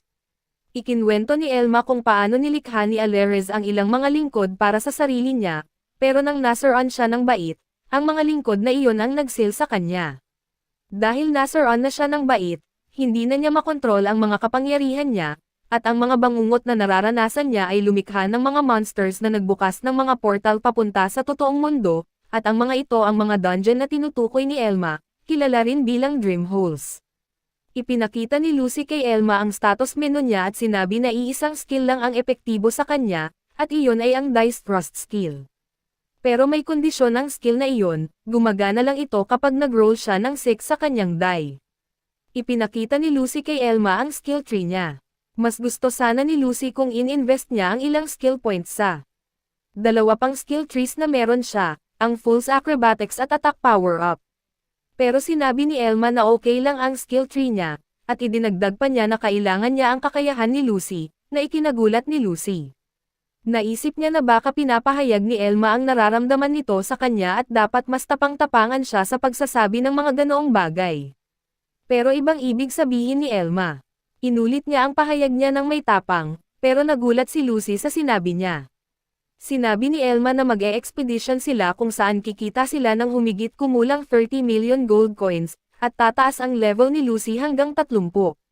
Sa sinabi ni Elma, bigla silang nag-teleport sa isang dungeon na mukhang mansion kung saan kilalang lumalabas ang mga level 50 na monsters, na nangangahulugang ang adventurer na papasok dapat ay nasa level 50 rin. Iyon ang rekomendasyon sa entrada ng dungeon. Sinabi ni Elma na alam niya kung paano kumilos ang mga monsters doon at madali nilang matatalo ang mga ito kung itataunt niya ang mga ito at papatayin ni Lucy gamit ang kanyang kutsilyo. Sinabi pa niya na medyo matagal silang magpo-farm ng gold coins sa unang palapag. Binigyan ni Elma si Lucy ng kutsilyong tinatawag na Iron Piercer na may presyong 55k gold coins. Hindi pa nagkaroon si Lucy ng anumang kasing mahal ng bagong sandata niya sa buong buhay niya kaya't labis siyang nagpapasalamat kay Elma. Dahil dito, mas lalo siyang na-motivate at determinado na gawing matagumpay ang kanilang dungeon farming expedition. Sinabi ni Lucy na aalagaan niya ng mabuti ang bago niyang sandata, at sinabi ni Elma na siya rin ang bahala kay Lucy kaya't hindi na siya kailangan mag-alala. Sa sinabi niya, nakasalubong nila ang kanilang unang halimaw, isang level 20 patchwork bear. Akala ni Lucy cute ang halimaw, pero nang makita niya ang level nito, agad nagbago ang opinyon niya. Sinabi ni Elma na kahit matamaan siya ng di sinasadya, hindi siya agad mamamatay. Pero kailangan niyang mag-ingat dahil may chance na tumama ang critical strike na makakapatay sa kanya. Idinagdag pa ni Elma na ang galaw ng halimaw ay pwedeng pigilan ng tuluyan kung aatakehin ito habang nasa gitna ito ng pag-atake. Nagulat si Lucy sa dami ng alam ni Elma tungkol sa mga patchwork bears. Sinabi ni Elma kay Lucy na haharapin niya ang halimaw sa harap at subukan niyang patayin ito mula sa likuran. Nang matapos ang plano nila, nagsimula ang laban. Sinimulan ni Elma sa paggamit ng Shadow Stomp skill na natutunan niya matapos talunin ang Mudhead. Ang skill na ito ay nagpapahintulot sa kanya na pigilan ang galaw ng halimaw sa pamamagitan ng pagtapak sa anino nito. Astig talaga yan. Pinaalalahanan ni Elma si Lucy na kahit epektibo ang skill na ito, kailangan pa rin niyang mag-ingat dahil ang mga halimaw na ito ay may mga hindi inaasahang kilos. Muli, sinunod ni Lucy ang mga sinabi ni Elma pero hindi niya naramdaman ang anumang panganib mula sa halimaw. At habang sinabi niya iyon, biglang nag-transform ang halimaw. Dati, may tahi ang tiyan ng halimaw, pero ngayon ay lumabas ang malaking bibig nito na may matutulis na pangil. Nagbago rin ang anino nito kaya't hindi na ito nare-restrict, at agad itong tumakbo papunta kay Elma. Naghanda si Elma at sa kaunting effort ay napinya ang patchwork bear sa lupa. Namangha si Lucy sa kakayahan ni Elma, at natuwa naman si Elma na dala niya ang kanyang Shield of Madness na nagpadali sa laban. Sinabi niya kay Lucy na tapusin na ang halimaw, kaya umakyat si Lucy sa likod nito at sinimulang hiwain ito. Tumagal ng kaunti, pero sa huli ay napatay rin niya ang halimaw. Tinanong ni Elma kung ilang level ang nadagdag sa kanya, pero iba ang ikinagulat ni Lucy. Nasa gitna siya ng pagsuri sa bangkay ng halimaw at nalungkot dahil wala siyang nakuhang drop. Naisip niya tuloy na baka itataboy rin siya ni Elma mula sa party nito. Pero kalmado siyang pinaalalahanan ni Elma na ang halimaw na iyon ay para sa pag-level up lang, at marami pa silang makakasalubong kaya may pag-asa pa para makakuha ng magandang loot. Di nagtagal, dumating ang isa pang patchwork bear at ginamit nila ang parehong estratehiya. Matapos patayin ang pangalawang halimaw, tuwang-tuwa si Lucy nang makita niyang hindi lang isa kundi dalawang items ang nakuha niya. Ang item na iyon ay isang bear shield na may market price na nasa 200k gold coins, at talagang masaya siya na nagtrabaho ng maayos ang skill niya. Pati si Elma ay nagulat nang makakita ng dalawang item drop mula sa parehong halimaw dahil hindi niya maalala na nangyari na iyon sa laro. Pero nang napansin ni Elma na ang base lock stat ni Lucy ay tumaas ng 500% dahil sa skill niyang Beckoning Kitty, naisip niya na posible nga pala talaga ang ganoong bagay. Gayunpaman, nagulat pa rin si Elma na hindi ito napansin ni Klein dati, pero ipinaliwanag niya ito dahil puno ng halimaw ang buong magic world na nagdadala ng magagandang loot. Patuloy na tinatanong ni Lucy si Elma kung kapaki-pakinabang ba siya sa kanya, at sinabi ni Elma na talagang masaya siya at nagpapasalamat siya kay Lucy sa pagpasya nitong sumali sa kanya. Masaya si Lucy sa narinig at sinabi niya kay Elma na mag-aabot siya ng 10 bear shields kung gusto niya ng marami. Nito, Pero sinabi ni Elma na hindi na kailangan, at hiningi niya kay Lucy na tingnan ang kanyang level. Nakita ni Lucy na level 20 na siya ngayon at nagulat siya sa bilis ng pag-usad niya. Idineklara ni Elma na magpapalit na sila ng focus sa ibang halimaw. Ang halimaw na tinutukoy niya ay ang Golden Frog, isang klase ng palaka na natalo ni Elma noong una siyang naging adventurer. Iniisip niya ang mga posibleng lugar kung saan nag-spawn ang mga Golden Lannos at napagpasyahan niyang ang pinakamagandang lugar ay sa dungeon na iyon na kanilang pinag-performan na. Ang Golden Lannos ay mukhang karaniwang palaka pero kulay ginto ang balat, gaya ng pangalan nito, parang shiny Pokemon. Gayunpaman, hindi iyon ang pinakamagandang katangian nito. Espesyal ang mga ito dahil nagda-drop sila ng mga napakaraming bihirang item. At kahit mataas ang kanilang mga level, mababa naman ang kanilang attack stats kaya't mahusay silang farman ng experience points at mahahalagang items. Dahil sa mga katangiang ito, tinawag ng mga manlalaro ng Magic World ang mga halimaw na ito bilang loot boxes, at sinabi pa nila na ang pangangaso sa mga halimaw na ito ang pinakamasayang gawin sa laro. Ang dahilan kung bakit pinili ni Elma ang partikular na dungeon na iyon para mag-farm ng mga Golden Lannos ay dahil pinakamataas ang spawn rates nila sa gitnang bahagi ng dungeon na iyon. Dagdag pa ni Lucy na narinig niya na tungkol sa mga halimaw na ito at may mga adventurers na nagsasabi na kung mapapatay mo ang isa, makukontento ka na sa buhay mo, ganun sila kahalaga. Nagulat si Elma na alam na ni Lucy ang tungkol sa Golden Lannos, na nagpabilis ng trabaho nila, pero sinabi ni Lucy na may isa pa siyang narinig tungkol sa kanila, hindi umano nagpapakita ng kahit anong palatandaan ng pinsala ang mga halimaw na ito. Marami ang humahabol sa Golden Lannos pero nauuwi lang na napapalibutan ng maraming halimaw. Sigurado si Lucy na maraming adventurers ang napahamak dahil dito, at kinailangan ding i-consider ni Elma iyon bago sila magpatuloy sa panghuhuli sa mga Golden Frogs. May isang problema sa plano ni Elma, ang mataas na bilis at defensive stats ng mga Golden Lannos. At bukod pa doon, immune pa sila sa debuffs, na ikinadismaya ni Lucy. Sinabi ni Elma kay Lucy na hindi magiging epektibo ang sandata niyang Iron Piercer laban sa Golden Lannos, at inisip ni Lucy na baka hindi nga siya makakasabay kung sakaling matagpuan nila ang isa. Pinatunayan naman ni Elma ang kanyang pangamba, sinabing may 67 puntos sa bilis at 200 puntos sa depensa ang mga frogs na iyon, kaya parang walang silbi ang 15% penetration bonus ng Iron Piercer, parang tinidor lang daw ang gamit niya. Dagdag pa ni Elma, mas mabilis ng 2 beses ang Golden Lannos kaysa sa mga Jester, at 3 beses na mas mabilis sa isang Heavy Knight. Sobrang tibay ng depensa ng mga ito na kahit gamitin niya ang Rampart Return sa pinakamatinding paraan, 1 puntos lang ng damage ang maibabawas niya sa halimaw. Nagsimulang manghina ang loob ni Lucy at inisip niyang mahirap nilang mahuli ang isang Golden Lannos sa ganoong sitwasyon. Pero sinigurado ni Elma na huwag siyang mag-alala, dahil lahat ng halimaw ay kayang talunin kung sapat ang impormasyong meron ka tungkol dito. Sinabi ni Elma kay Lucy na mayroon siyang perpektong plano, kaya nagulat si Lucy sa pagiging masigasig ni Elma. Kailanman ay hindi narinig ni Lucy na ang isang Heavy Knight ay may espesyal na kakayahan na kayang makahuli at makapatay ng isang Golden Lannos. Pero hindi naman pala ang sarili niya ang tinutukoy ni Elma. Sinabi niya kay Lucy na ipagkakatiwala niya lahat sa kanya, na nagpatulala kay Lucy. Ipinaliwanag ni Elma na may 8 skill points na hindi pa nagagamit si Lucy mula sa lahat ng level up niya. Sinabi ni Elma na kung gugugulin niya ang lahat ng iyon sa Fool's Acrobatic Skill Tree, mabubuksan niya ang 2 espesyal na kakayahan na magiging pinakamagandang tsansa nila sa paghabol sa Golden Lannos. Hindi masyadong tiwala si Lucy sa kanyang kakayahan, pero nakinig siya kay Elma. Habang nag-uusap sila, napansin ni Elma ang presensya ng isang nilalang sa likuran nila. Nang lumingon siya, inatake siya ng isang halimaw na tinatawag na toy box, pero nagawa niyang harangin ito gamit ang kanyang kalasag at itinulak ito pabalik.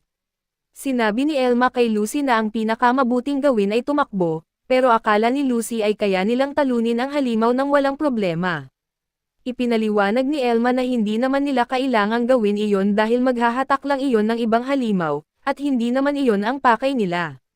Hindi sigurado si Lucy kung tamang desisyon nga ba na mag-focus sa Golden Lannos dahil iniisip niyang mag-level up pa muna sila, pero ipinaliwanag ni Elma na sa kalagayan nila ngayon, halos perpekto na ang kondisyon nila para manghuli ng Golden Lannos.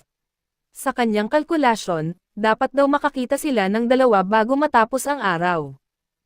Sinabi ni Elma kay Lucy na kahit gaano pa kalakas ang kanyang Great Fortune skill, hindi nito mapapataas ang tsansa nilang makakita ng Golden Lunas. Sinabi rin ni Elma na kung sakaling mapagod siya o may maramdamang kakaiba, kailangan niya itong sabihin sa kanya agad.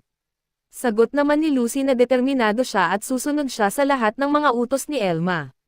Sa sandaling natapos magsalita si Lucy, napansin niyang may kung anong gumagalaw sa may butas. Nang tumingin sila, nakita nilang may isang maliit na bagay na tumatalon-talon at narinig nila ang tunog na parang, rabbit-rabbit, na ginagawa ng mga pulaka. Isa nga yung Golden Lunas. Sobrang gulat nila na nakakita agad sila ng isa. Level 40 ang monster, at totoong isang Golden Lunas ito, kaya't nagsimula ng mag-init si Lucy sa excitement. Sinabihan siya ni Elma na huminahon dahil kailangan nilang manatiling kalmado. Tinanong niya kung nagamit na ni Lucy ang skill points tulad ng sinabi niya, at sumagot si Lucy na na-unlock na niya ang mga skills na tinutukoy niya. Sinabi ni Elma na maaari na silang subukang gawin ang kanilang plano. Sinabi ni Elma na maghihintay siya na lumapit ang halimaw sa kanya, at ang natitirang bahagi ay nakasalalay kay Lucy. Walang nangyari sa umpisa, kaya napansin ni Elma na nagpe-prepare si Lucy na habulin ang Golden Lunas. Hinihikayat niya siya at sinabihan na walang malaking problema kung sakaling pumalpak siya. Huminga ng malalim si Lucy. Handa na si Lucy, kaya nagsimula na siyang tumakbo pababa ng hallway. Ang mga Golden Lunas ay may mahusay na detection skill, kaya nilang madetect ang sino man sa radius na 4 na metro. Kapag may pumasok sa loob ng radius na ito, agad natatakbo ang pulaka. Mas tricky pa ito dahil ang mga hallway sa dungeon ay eksaktong 4 na metro ang lapad, kaya halos imposible na makalapit ng hindi napapansin. Pero hindi lang ang lapad ang may space, medyo mas mataas ang kisame. Isa sa mga skills na na-unlock ni Lucy ay ang acrobatic steps, na nagpapahintulot sa kanya na tumalon ng mataas at makapaglakad sa kisame ng sandaling panahon, perfect para sa kanilang plano. Nang tumalon si Lucy sa harap ng Golden Lunas, sobrang natakot ang monster na halos tumalsik ang mga mata nito. Sinubukan nitong dumaan kay Lucy, pero handa si Lucy na gamitin ang pangalawang skill niya, ang Idol Illusion, na naglikha ng 3 identical na kopya niya. Kasama ito sa kanilang plano, ang gamitin ang mga illusion para harangan ang hallway at mapilitan ang Golden Lunas na tumakbo pabalik kay Elma. Ang kagandahan ng skill na ito ay kahit immune ang Golden Lunas sa crowd control effects, bobo naman sila at hindi nila kayang pag-ibaing ang mga illusion mula sa totoong adventurer. Ang isa pang kahinaan ng Golden L ay hindi ito immune sa Shadow Stomp ni Elma. Ngayon, nakaatang kay Elma ang lahat at sa kakayahan niyang kumilos ng naaayon sa sitwasyon. Hindi magiging madali ang trabaho niya dahil 3 beses na mas mabilis ang Golden Lunas kaysa sa kanya. Ang shadow ng Golden Lana ay mga 50 cm lang ang laki, kaya kailangang maging sobrang maingat ni Elma para hindi magkamali. Ngayon, bumili si Elma ng ilang Holy Magic Stones na naglalabas ng healing light, kahit hindi ito masyadong ginagamit dahil konti lang ang nababawi nitong health points. Pero hindi ang healing ang dahilan kung bakit binili ni Elma ang mga bato, interesado siya sa ilaw na nagagawa nito. Inihagis ni Elma ang bato sa ere, na nagbigay ng nakakasilaw na liwanag at pinalaki ang shadow ng Golden Lana, kaya mas madali para kay Elma na magtagumpay sa kanyang Shadow Stomp. At iyon nga ang ginawa niya, tinapakan niya ang malaking shadow ng pulaka at natrap ito. Trap na ngayon ang Golden Lana, at sobrang tuwa ni Lucy na na-execute ni Elma ang plano niya. Alam ni Lucy na tapos na ang pinakamahirap na parte ng trabaho, pero hindi niya alam kung paano planong patayin ni Elma ang monster. Habang sinusubukan ng Golden L na makawala mula sa Shadow Stomp ni Elma, ipinaliwanag ni Elma kay Lucy na ang tanging paraan para mapatay ito ay sa pamamagitan ng isang critical strike. Ang critical strikes ay mahirap tamaan, pero ito ay may 15% dagdag na damage at 50% bonus piercing effect sa depensa ng kalaban. Natuwa si Lucy sa plano at sinusuportahan niya si Elma, iniisip na si Elma ang magbibigay ng huling strike sa Golden Lana. Pero ipinaliwanag ni Elma na kahit makakuha siya ng critical strike, maliit pa rin ang magiging damage, kaya natitira ang isa pa nilang opsyon. Sinabi ni Elma kay Lucy sa simula pa lang na kailangan niya ito. Nagulat si Lucy, Pero itinuloy ni Elma ang paliwanag kung paano ang pagland ng critical strike ay nakadepende sa skill ng user at sa swerte rin. At kahit hindi ganoon ang kaso, masyadong malayo si Elma mula sa Golden Lana para maabot ito, at kung gagalaw siya, tatakas ang monster sa sandaling umalis ang paa ni Elma sa shadow nito. Ngayon ay naintindihan na ni Lucy iyon, pero hindi siya kampante sa kanyang kakayahan dahil hindi pa siya nakakaland ng critical strike noon. Hindi niya inisip na magagawa niya iyon, pero pinaalala ni Elma na may special skill siya. Ang unang ipinakita niya kay Elma nang mag-form sila ng party, ang kanyang dice thrust skill. Alam ni Lucy ang tungkol dito, pero hindi siya masyadong masaya sa kanyang skill dahil madalas siya pagtawanan nila Kay at Reese noon. Pero nag-isip si Lucy ng ilang sandali at naintindihan niya ang ibig iparating ni Elma. Kung makaroll siya ng 6 sa kanyang dice, makakakuha siya ng guaranteed critical hit, at iyon ang eksaktong kailangan nila sa sitwasyon na iyon. Bukod pa roon, marami siyang subok dahil trapped ang Polaka habang ang paa ng ating bida ay nasa shadow nito at hindi ito makakagalaw. Kaya kung makaroll si Lucy ng 6 gamit ang kanyang dice thrust skill, tataas ang kanyang attacking power hanggang 175, na kahit hindi pa sapat para patayin ang Golden Lana, ay may kasama pang 15% piercing bonus mula sa kanyang Iron Piercer at 50% piercing bonus mula sa Critical Strike rin. Sapat na iyon para mapatay ang monster sa isang atake. May pagdududa pa rin si Lucy, pero sinabi ni Elma sa kanya na walang skill ang walang silbi at ang lahat ng ito ay ideal para sa mga partikular na sitwasyon, at ang skill niya ay perpekto para sa ganitong klase ng trabaho. Sinabi ni Elma kay Lucy na huwag isipin masyado ang iniisip ng iba, lalo na kung ang mga taong iyon ay tulad ni Clay. Muling sinabi ni Elma kay Lucy na talagang kailangan niya ang lakas nito at wala siyang tsansang mapatay ang Golden L ng mag-isa. Hinawakan ni Lucy ang kanyang Iron Piercer at lumapit sa Golden L. Determinado na siyang magtagumpay dahil naramdaman niyang tunay na naniniwala si Elma sa kanya. Ginamit ni Lucy ang kanyang dice thrust, at sa unang subok, nag-roll siya ng 5 at parang hindi man lang naramdaman ng monster ang kanyang atake. Ngunit sa ikalawang subok, nag-roll si Lucy ng 6 gamit ang kanyang skill, at nang tinusok niya ang Golden L, nagsimulang mabasag ang gintong balat nito. Sa isang huli, croak, bumagsak patay ang monster sa sahig. Hindi makapaniwala si Lucy na nagawa niya iyon, at pareho silang nag-level up. Nasa level 27 na si Lucy, at si Elma ay nasa level 30. Ngunit kahit malaki ang binibigay na experience points ng Golden Lunas, hindi iyon ang pangunahing hinahanap nila. Ang mga special drop ng mga ito ang mahalaga, ngunit 50% lang ang drop rate ng mga ito. Ngunit sa pagkakataong ito, may na-drop nga ang monster, the Shining L Decorative Sword. Ang Shining L Decorative Sword ay may presyo na nasa 17 million gold coins. Nang makita ang Shining L Decorative Sword at malaman ang presyo nito na nasa 17 million gold coins, parehong natuwa ng husto sina Lucy at Elma. Sinabi ni Elma kay Lucy, "Tama ka na, kailangan nating umalis." Ang ibig sabihin ni Elma ay pupunta sila sa isa pang Golden Lana bago lumubog ang araw. Hindi makapaniwala si Lucy sa narinig niya. Matapos ang 3 oras ng paggalugad sa dungeon, natagpuan nila ang isa pang Golden Lana. Pareho pa rin ang kanilang estratehiya, pero sa pagkakataong ito, ilang beses na silang sumubok bago tumama sa kritikal na atake. Sa huli, nagawa ni Lucy na mapabagsak ang pangalawang Golden Lana. Namatay ito, at tulad ng nauna, nag-drop ito ng isa pang kumikislap na espada. Tuwa-tuwang-tuwa si Elma at sinubukang ibahagi ang kanyang kasiyahan kay Lucy, pero halos mawalan ito ng malay. Halos hindi makatayong maayos si Lucy dahil na-realize niya na nakakuha sila ng 34 na milyong gold coins sa loob lang ng ilang oras. Kailangan pang saluhin ni Elma si Lucy para hindi ito matamba. Labis ang pagkagulat ni Lucy sa nakamit nilang kayamanan. Ipinaalala ni Elma na oras na para pag-isipan kung aling skill tree ang kanilang i-upgrade.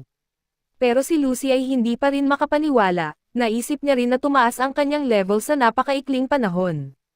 Habang papalabas sila sa dungeon, biglang huminto si Lucy dahil may narinig siya. Napansin ito ni Elma at tinanong kung anong nangyari. Sinabi ni Lucy na may narinig siyang umiiyak na sanggol. Tumigil si Elma para pakinggan ito, at hindi siya makapaniwala. Alam niyang paparating na ang tinatawag na Wandering Lord. Ang bawat dungeon ay may tinatawag na Dream Lord, ang mga boss monster ng bawat dungeon.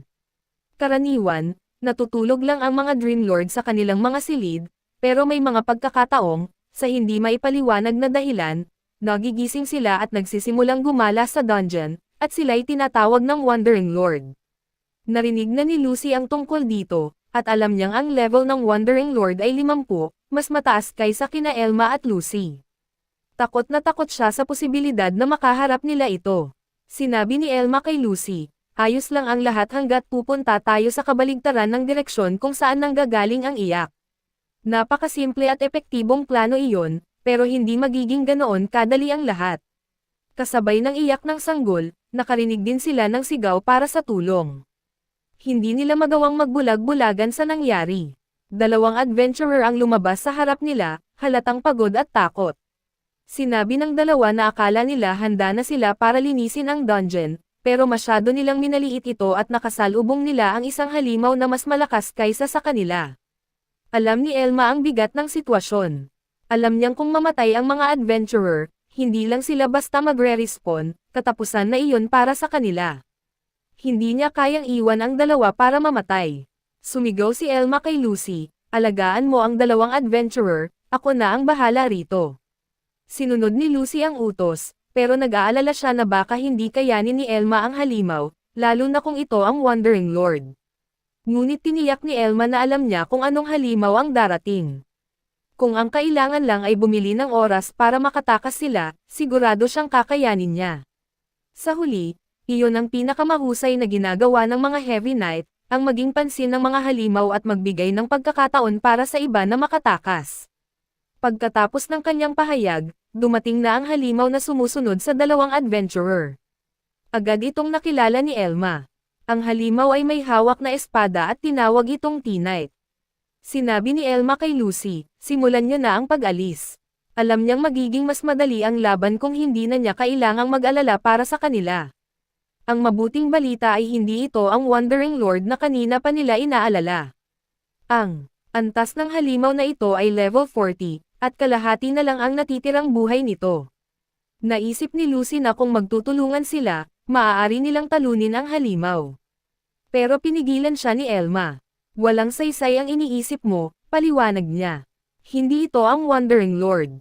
Ipinaliwanag pa ni Elma na ang T-Knight ay parang bahagi lang ng mas malakas na halimaw, parang isang kamay nito. Ang pangunahing katawan ng halimaw ay mas malakas pa kaysa sa T-Knight. At sa kabila ng lahat, darating na ang mas malaking problema. Habang sinasabi ni Elma ang mga ito, dumating pa ang dalawang T-Knight na may buong HP. Sinabi ni Elma kay Lucy na susunod siya kaagad sa kanila, pero hindi niya kayang iwan si Elma. Alam niyang maaaring mamatay si Elma kung haharapin niya ang lahat ng halimaw mag-isa. Kailangan ipaliwanag ni Elma sa pinakasimpleng paraan. Hindi ako makakapag-focus sa laban kung patuloy kong aalalahanan kung nasaan kayo, sabi niya kay Lucy. Sa wakas, naintindihan ni Lucy ang punto ni Elma. Humingi siya ng tawad dahil sa pagiging matigas ang ulo. Bago tumakbo papunta sa exit, sinabi niya kay Elma, "Good luck." Ang ating bida ay naiwan, kaharap ang tatlong level 40 na halimaw. Kung sila lang ang kalaban, maaari sana niyang isama si Lucy sa laban. Pero alam niyang may paparating pang mas malaking panganib, ang isang Wandering Lord. Sinabi ni Elma na susunod siya, pero alam niyang kasinungalingan iyon. Bilang isang Heavy Knight, imposibleng makatakas siya sa isang Lord of Dreams. Dumating ang Lord of Dreams, at nakita ni Elma ang isang nilalang na tinatawag na embryo. Mukha itong lumilipad na sanggol na may higanteng mata sa itaas ng ulo nito. Kahit isang level 50 na halimaw, naisip ni Elma na hindi naman ito kasing lakas ng inaakala para sa isang boss ng dungeon. Pero may isa pang problema, sobrang taas ng defensive stat ng embryo. Ang tanging kahinaan nito ay ang higanteng mata sa itaas ng ulo, at tanging long-range attacks lang ang epektibo rito. Ngunit hindi susuko si Elma. Hanggat may maliit na tsansa para manalo, lalaban siya. Alam niya na bawat halimaw ay maaaring patayin kung alam mo ang kahinaan nito. Ginamit ni Elma ang natitira niyang skill points sa Vow of the Heavy Armor skill tree, naghahanda para sa laban. At nang ma-unlock ni Elma ang bagong skill na Shield Bash, handa na siyang harapin ang mga T-Knights. Agad niyang ginamit ang skill na ito, binangga ang isa sa mga T-Knights, at pinatalsik ito sa dingding. Alam ni Elma na may laban siya kung mababasag niya ang kanilang formation, at iyon mismo ang nagawa ng bagong skill niya. Hindi naman naghintay ang ibang T-Knights, agad silang umatake. Pero ginamit ni Elma ang parry para ma-deflect ang kanilang mga atake, at nagawa pa niyang ma-disarm ang isa sa kanila. Habang abala si Elma sa pakikipaglaban, ang Embryo naman ay naghahanap ng tamang pagkakataon para umatake. Pero alam ni Elma na ang Embryo ay may dalawang spell, SIL Cutter at Thunderstorm, na hindi nito magagamit nang hindi tinatamaan ang mga T-Knights. Kaya alam niyang ligtas siya mula sa atake ng Embryo habang nakikipaglaban sa mga T-Knights. Ginamit muli ni Elma ang kanyang disarm skill at napansin niyang bumaba ang attack stats ng T-Knight. Nalaman niyang na-meet na niya ang kondisyon para sa kanyang Rampart Return skill. Tumayo siya ng matatag, at sa oras na umatake ang T-Knight sa kanya, ito'y agad na napatay. Ngunit sa halip na mapadali ang laban, lalong naging mahirap ang sitwasyon. Nang mapatay ang isang T-Knight, inakala ni Elma na haharapin na lang niya ang natitirang dalawa. Ngunit nakalimutan niya ang isang bagay, ginamit ng Embryo ang skill nitong repair. Sa pamamagitan ng magic nito, muling nabuhay ang Natalong T-Knight. Nagsimulang kumabit muli ang mga parte nito sa katawan ng T-Knight, at naisip ni Elma na walang katapusan ang laban hanggat buhay ang Embryo.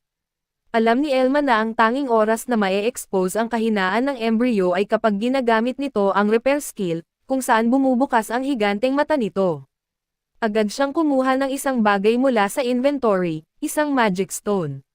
Binato niya ito sa ere, at habang nasa kalagitnaan ng himpapawid, nabasag ang bato at naglabas ng ilang needles. Tumama ang mga ito sa mata ng Embryo at nagdulot ng 11 damage. Na-realize ni Elma na iyon lang ang tanging paraan para masaktan niya ang Embryo. Ang bagay na ibinato niya ay isa sa mga magic crystals na nakuha nila mula sa Patchwork Bears noong unang beses nilang pumasok sa dungeon. Agad siyang tumalon pabalik, alam niyang kailangan niyang magsimula ulit makipaglaban sa mga T-Knights upang maitago ang sarili mula sa mga spell ng Embryo. Bro, ang ganda ng boss fight na to. Ang galing ng pagkakagawa. Balik sa kwento, naisip ni Elma na hanggat nakatutok siya at kalmado, hindi siya dapat tamaan ng mga skill ng Embryo. Inatake siya ng mga T-Knights, at ginamit niya ang Shield of Madness para harangan ang kanilang mga atake. Sinubukan niyang gamitin ang Shield Bash tulad ng dati, at kahit na nabangga niya ang isa sa mga T-Knights, agad siyang inatake ng natitirang dalawa. Sa huling sandali, halos mamatay siya, pero nagawa niyang harangan ang isang atake at gamitin ang parry laban sa isa. Tiniron niya ng critical strike ang huling T-Knight at tumalon papunta sa mas ligtas na lugar. Pinagmasdan niya ang buong sitwasyon at na-realize niyang natututo ang mga T-Knights mula sa mga galaw niya. Naisip niya na posible ito sa totoong mundo, kahit na hindi pa niya naranasan ang ganito sa laro. Hindi niya inakala na magiging ganito kahirap talunin ang Embryo. Bukod pa rito, kusa pang gumagaling ang Embryo sa paglipas ng oras at ngayon ay nasa 33 happy na ulit ito. Na-realize niya na kailangan niyang magbato ng 3 pang magic crystals para tuluyang mapatay ito. Pero may nangyaring hindi niya inaasahan. Binuksan ng Embryo ang higanteng mata nito at ginamit ang isa sa mga skill nito, Life Cutters. Hindi makapaniwala si Elma na ginamit nito ang skill na iyon nang hindi iniisip ang kaligtasan ng mga T-Knights. Bagamat hindi dapat ito nangyari, na-realize niya na hindi na siya dapat umasa sa kaalaman niya tungkol sa mga halimaw dahil malinaw na iba ang mga ito kumpara sa laro. Isa sa mga T-Knights ang nahati sa dalawa dahil sa skill ng Embryo. Alam ni Elma na hindi niya maiiwasan ang Life Cutters, kaya nagdesisyon siyang magtago sa likod ng Shield of Madness. Ang impact ng Life Cutters ay sobrang lakas kaya tumilapon si Elma papunta sa isang pader. Halos hindi na siya makagalaw, mabilis ang tibok ng puso niya, at hindi na niya maramdaman ang kanyang mga binti. Habang nakahandusay siya sa sahig, mabilis siyang napaligiran ng 2 T-Knights. Naisip ni Elma na iyon na ang katapusan niya. Sinisi niya ang mababa niyang stats at inisip kung mali ang naging desisyon niya nang ipadala si Lucy kasama ang 2 adventurer. Habang na-realize niya ang malaking pagkakamali niya, isa sa mga T-Knights ang humugot ng espada at papatayin na siya. Nang malapit na siyang pugutan ng ulo, bigla siyang hinayla ng isang tao palayo mula sa panganib. Paglingon niya, Nakita niya si Lucy na hinayla siya palayo. Hindi siya kailanman naging mas masaya sa muling pagkikita nilang dalawa. Agad na ginamit ni Lucy ang double illusion skill para mabigyan sila ng oras. Tinanong ni Elma kung bakit siya bumalik. Ipinaliwanag ni Lucy na hindi niya narinig ang pagbabalik ni Elma kaya't dinala niya muna ang dalawang adventurer sa isang ligtas na lugar at bumalik siya para tingnan kung ano ang nangyayari kay Elma. Sinubukan siyang kumbansihin ni Elma na bumalik, pero sinabi ni Lucy na katulad ng pagiging matigas ng ulo niya, magiging matigas din ang ulo ni Lucy. Sabi niya, mananatili siya at lalaban kasama si Elma. Ipinaalala ni Lucy kung paano siya iniligtas ni Elma dati, kung paano niya isinugal ang sariling buhay para protektahan siya, at kung paano sinabi ni Elma na umaasa siya sa lakas niya. Hindi niya magagawang tumakas at iwan si Elma para mamatay. Sinabi ni Lucy na kung ginawa niya iyon, magkukwit na siya bilang adventurer. Nagulat si Elma sa determinasyon ni Lucy. Sinubukan niyang ipaliwanag kung paano natutunan ng mga T-Knights ang galaw ng Shield Bash at alam na ng mga ito kung paano ito ay counter. Bukod dito, wala silang long-range attacks para tirahin ang embryo ng direkta. Pero hindi papayag si Lucy na sumuko si Elma dahil siya ang nagbigay ng lakas ng loob sa kanya noong pakiramdam niya ay wala siyang silbi. Sinabi ni Lucy na magtiwala ulit si Elma sa kanya. Na-realize ni Elma na nagbago na si Lucy mula noong una silang nagkita. Tumayo si Elma at sinabi kay Lucy na naniniwala siya sa kanya. Determinado sina Elma at Lucy na ibigay ang lahat para talunin ang embryo. Kung mamatay man sila doon, gusto nilang mamatay na alam nilang ginawa nila ang lahat ng kanilang makakaya. Habang naghahanda sina Elma at Lucy, nar-iper na naman ng embryo ang naputol na T-Knight, at muli itong handang lumaban. Isang T-Knight ang umatake kay Elma, kaya sinalubong niya ito gamit ang Shield Bash. Tumilapon ang T-Knight sa lakas ng impact, ngunit agad na sumugod ang dalawa pang T-Knights sa kanya. Sa pagkakataong ito, handa na si Elma sa kanilang atake. Matagumpay niyang napigilan ang kanilang mga espada gamit ang parry at sinigawan niya si Lucy na oras na para umatake. Sumunod si Lucy sa sinabi niya at inatake niya ang T-Knight gamit ang kanyang Iron Piercer. Sa lakas ng impact, tumilapon ang T-Knight at akala ni Lucy na tuluyan na niya itong napatay. Ngunit muling ginamit ng embryo ang kanyang repair magic, at na-revive na naman ang mga patay na T-Knights, na ngayon ay may full HP ulit. Nagulat si Lucy sa nakita dahil ngayon lang siya nakaranas ng ganitong uri ng laban. Ipinaliwanag ni Elma na kung mag-focus sila sa mga T-Knights, mauubos lang ang kanilang lakas, at magiging madali silang target. Kaya't sinabi niya kay Lucy na dapat nilang i-focus ang lahat ng atake sa embryo at subukang patayin ito habang kaya pa nilang lumaban. Tinanong ni Lucy kung may tiyak na plano si Elma para manalo sila. Ang naisip ni Elma ay isang plano na halos nakadepende sa swerte ni Lucy. Kailangan niyang makuha ang 6 gamit ang kanyang dice thrust upang ma-pierce ang Golden Lioness defense, na nasa 200 points. Sa ganitong paraan, malaki ang magiging damage sa embryo, na may 88 defense points lamang. Una, hindi inakala ni Lucy na maaabot niya ang embryo dahil ito ay lumulutang sa ere. Ngunit naalala niyang mayroon siyang acrobatic step skill. Gayunpaman, binalaan siya ni Elma na kung gagamitin niya ito, tiyak na tatamaan siya ng SIL cutter ng embryo. Sa halip, nagbigay ng mas maayos na plano si Elma, tatakbo siya papunta sa mga T-Knights upang buksan ang pagkakataon para kay Lucy na umatake ng walang hadlang. Plano ni Elma na gamitin ang Shield Bash para makatapult si Lucy papunta sa embryo. Ayon sa plano, ito ang pinakamainam nilang tsansa, kahit alam nilang sobrang delikado. Sinabi ni Elma na kung mab-go sila sa unang subok, malaki ang posibilidad na parehong mamatay sila.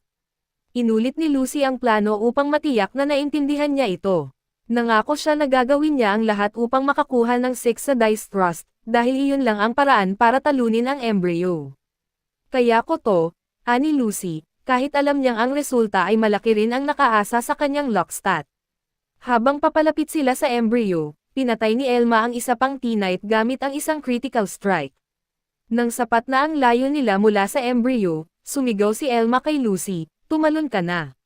Agad namang tumalon si Lucy sa Shield of Madness, at ginamit ni Elma ang Shield Bash para ihagis siya sa ere, direkta papunta sa mahina at nag-iisang mata ng embryo. Sa puntong iyon, Wala nang magagawa si Elma kundi magdasal na si Lucy ay makakuha ng 6 sa unang subok.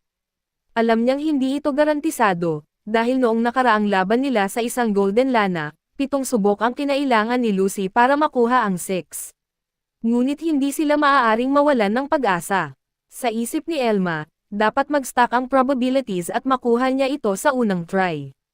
Habang lumilipad si Lucy papunta sa embryo, mukhang nagulat din ang halimaw sa biglang pag-atake nila.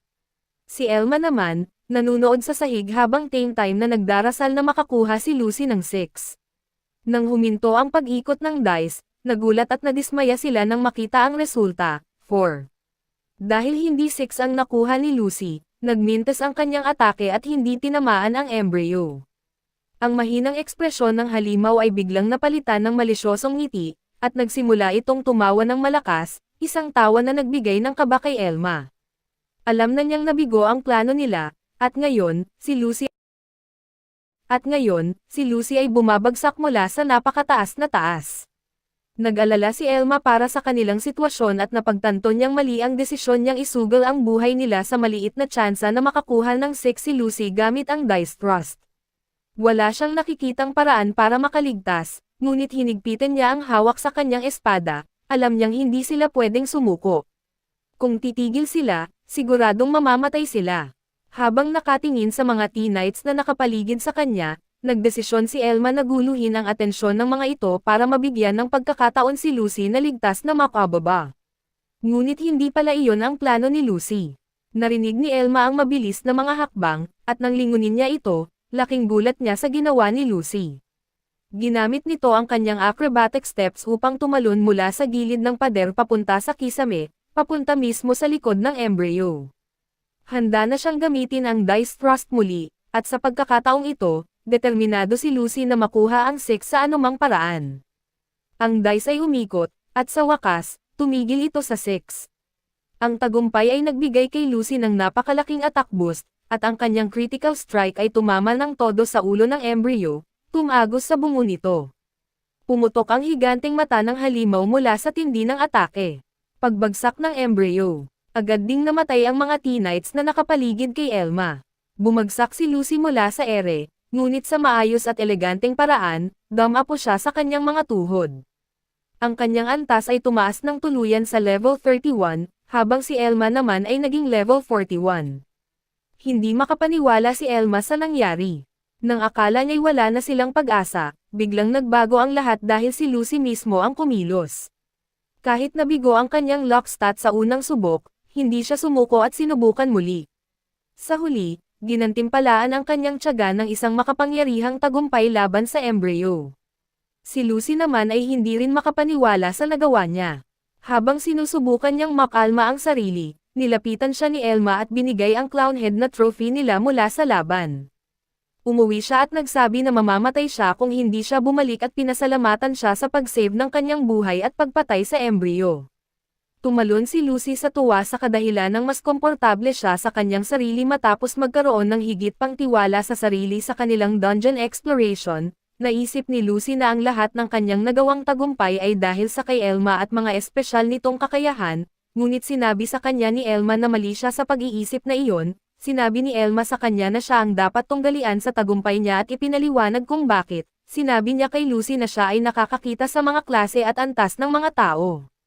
Dahil dito si Elma ay pareho sa kanyang ama o kahit na sa kanyang kliyente na masama ang pagtrato kay Lucy. Nauunawaan na ngayon ni Elma na magkaiba ang mga tao dahil sa kanilang pagkatao at mga prinsipyong pinahahalagahan, at nakita kung paano nagsakripisyo si Lucy sa kanyang buhay para tulungan siyang labanan ang mga halimaw. Napagtanto ni Elma na walang ibang mas mainam na kaalyado kaysa kay Lucy.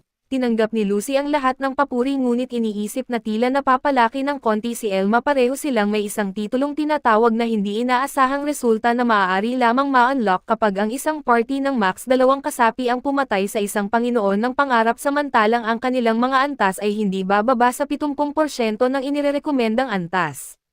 Ang bonus na ibinigay ng titulo sa kanila ay 15% na pagtaas ng atake at bilis kung sila ay haharap sa mga halimaw na mas mataas ang antas kaysa sa kanila, at nadiskubre nila ang 2 karagdagang item 2 tayback na may halagang halos P2,400K na ginto. Hindi makapaniwala si Elma na naapektuhan ng estadistika ni Lucy kahit ang 10 mga knights at natagpuan niya ang 2 bihirang item ng basta-basta. At nagtataka si Elma kung ano ang nai-drop ng embryo at naalala niya sa larong iyon na isang pana na may espesyal na salamangka ng hangin ang drop ng embryo at tinanong si Lucy kung nakakita ba siya ng ganon. Si Lucy ay hindi talaga sigurado at nang sila ay tumingin sa paligid, wala silang nakita na katulad nito at matapos maglaho ang halimaw, napansin ni Elma ang isang bagay at nang pumunta siya upang tingnan kung ano iyon, labis siyang nagulat sa nakikita niya sa harap niya isang aklat ng kasanayan sa Intermediate Wind Magic at nagkakahalaga ng 20 milyong ginto sa merkado. Agad itong tinakpan ni Elma gamit ang kanyang balabal at hindi maintindihan ni Lucy kung bakit niya ginagawa ang ganoong bagay. Ipinaliwanag ni Elma na ang mga aklat ng kasanayan ay sobrang mahalaga na bawal itong ipagbili at kung sino man ang makakuha ng isa o malaman na mayroon sila nito, na bihirang mangyari tulad ng kanilang natagpuan ngayon, tiyak na magtatangka ang mga tao na pumatay sa kanila at agawin ang aklat mula sa kanila. Iniisip ni Elma na mas mainam kung ipagbili nila ang aklat ng kasanayan sa matandang mangkukulam. Nang matapos si Elma sa kanyang kwento tungkol sa mga aklat ng kasanayan at ang kanilang halaga, biglang lumindol ang buong mansyon at takot na takot si Lucy dahil hindi niya alam ang nangyayari ngunit paliwanag ni Elma ng mahinahon na ang dungeon o mas kilala bilang Dream Hall ay naglalaho dahil sa pagkamatay ng Panginoon ng pangarap na namamahala dito, ang embryo.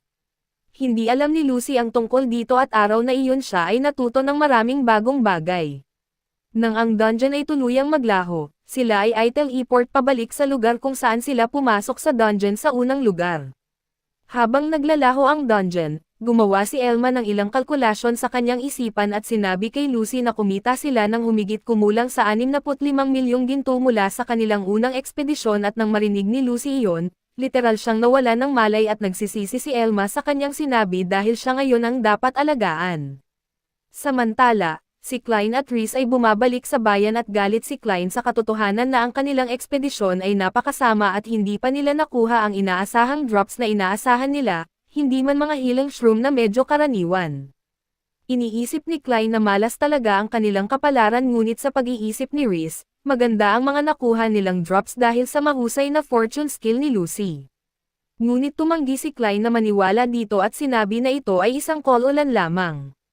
Sinabi ni Klein na hindi niya itatapon sa labas si Lucy kung hindi niya binanggit ang kanyang bahagi ngunit iniisip ni Rhys na kung magkikita silang muli, dapat subukan niyang pabalaykan si Lucy sa kanilang party pero lumiko si Klein at may diin na sinabi na siya ay may dangal at hindi niya kayang hilingin kay Lucy na bumalik pagkatapos niyang sabihin ang lahat ng iyon sa kanya at hindi siya hihingi sa sino man kahit pa sariling buhay niya ang nakasalalay doon. Pumunta sila sa Adventurers Guild at sinabi ni Klein na may sapat pa silang panahon para maghanap ng kapalit ni Lucy dahil may natitira pa silang pera mula sa Bloodstained Sword at ang kapalit na kanilang pinag-uusapan ay dapat na katulad ni Lucy na sumusunod sa bawat utos na may isip ni Clay. Iyon ang kanilang plano ngunit nang pumasok sila sa guild, nakita nila ang isang malaking pulutong at iniisip ni Klein na baka merong nakatalo ng napakalakas na halimaw o kung ano man doon at narinig niya ang ilang adventurer na nagkokomento kung paano nakatalo ng Panginoon ang isang E-rank at isang F-rank adventurer sa isang dungeon na inirekomenda para sa antas na 50 at nang tumingin si Klein sa resepsyon, hindi siya makapaniwala nang makita niya si Lucy at Elma na nakatayo ng maarang sa harapan nito. Ipinaliwanag ni Elma sa resepsyonist na wala silang nalinis na dungeon at ang gusto lang nila ay mag-ipon ng pera at mga item at kung hindi sila maniwala sa kanila, mayroon silang mga saksi ang 2 adventurer na kanilang sinagip mula sa Wearing Lord Embryo. Sinabi ng resepsyonist na nauunawaan niya ang kanilang sinasabi ngunit dahil sa katotohanang inilabas ng bayan ng paalala para sa mga adventurer na nakatalo sa Angel's Toy Box Dungeon, kailangang magsagawa ang guild ng investigasyon upang kumpirmahin ang kanilang sinasabi. Alam ni Elma kung gaano kadalas ang mga ganitong pangyayari malapit sa mga bayan at mga baryo at kung hindi nalinis ang mga dungeon sa masyadong mahabang panahon, nagsisimulang lumabas ang mga halimaw at maaaring mangyari ang lahat ng uri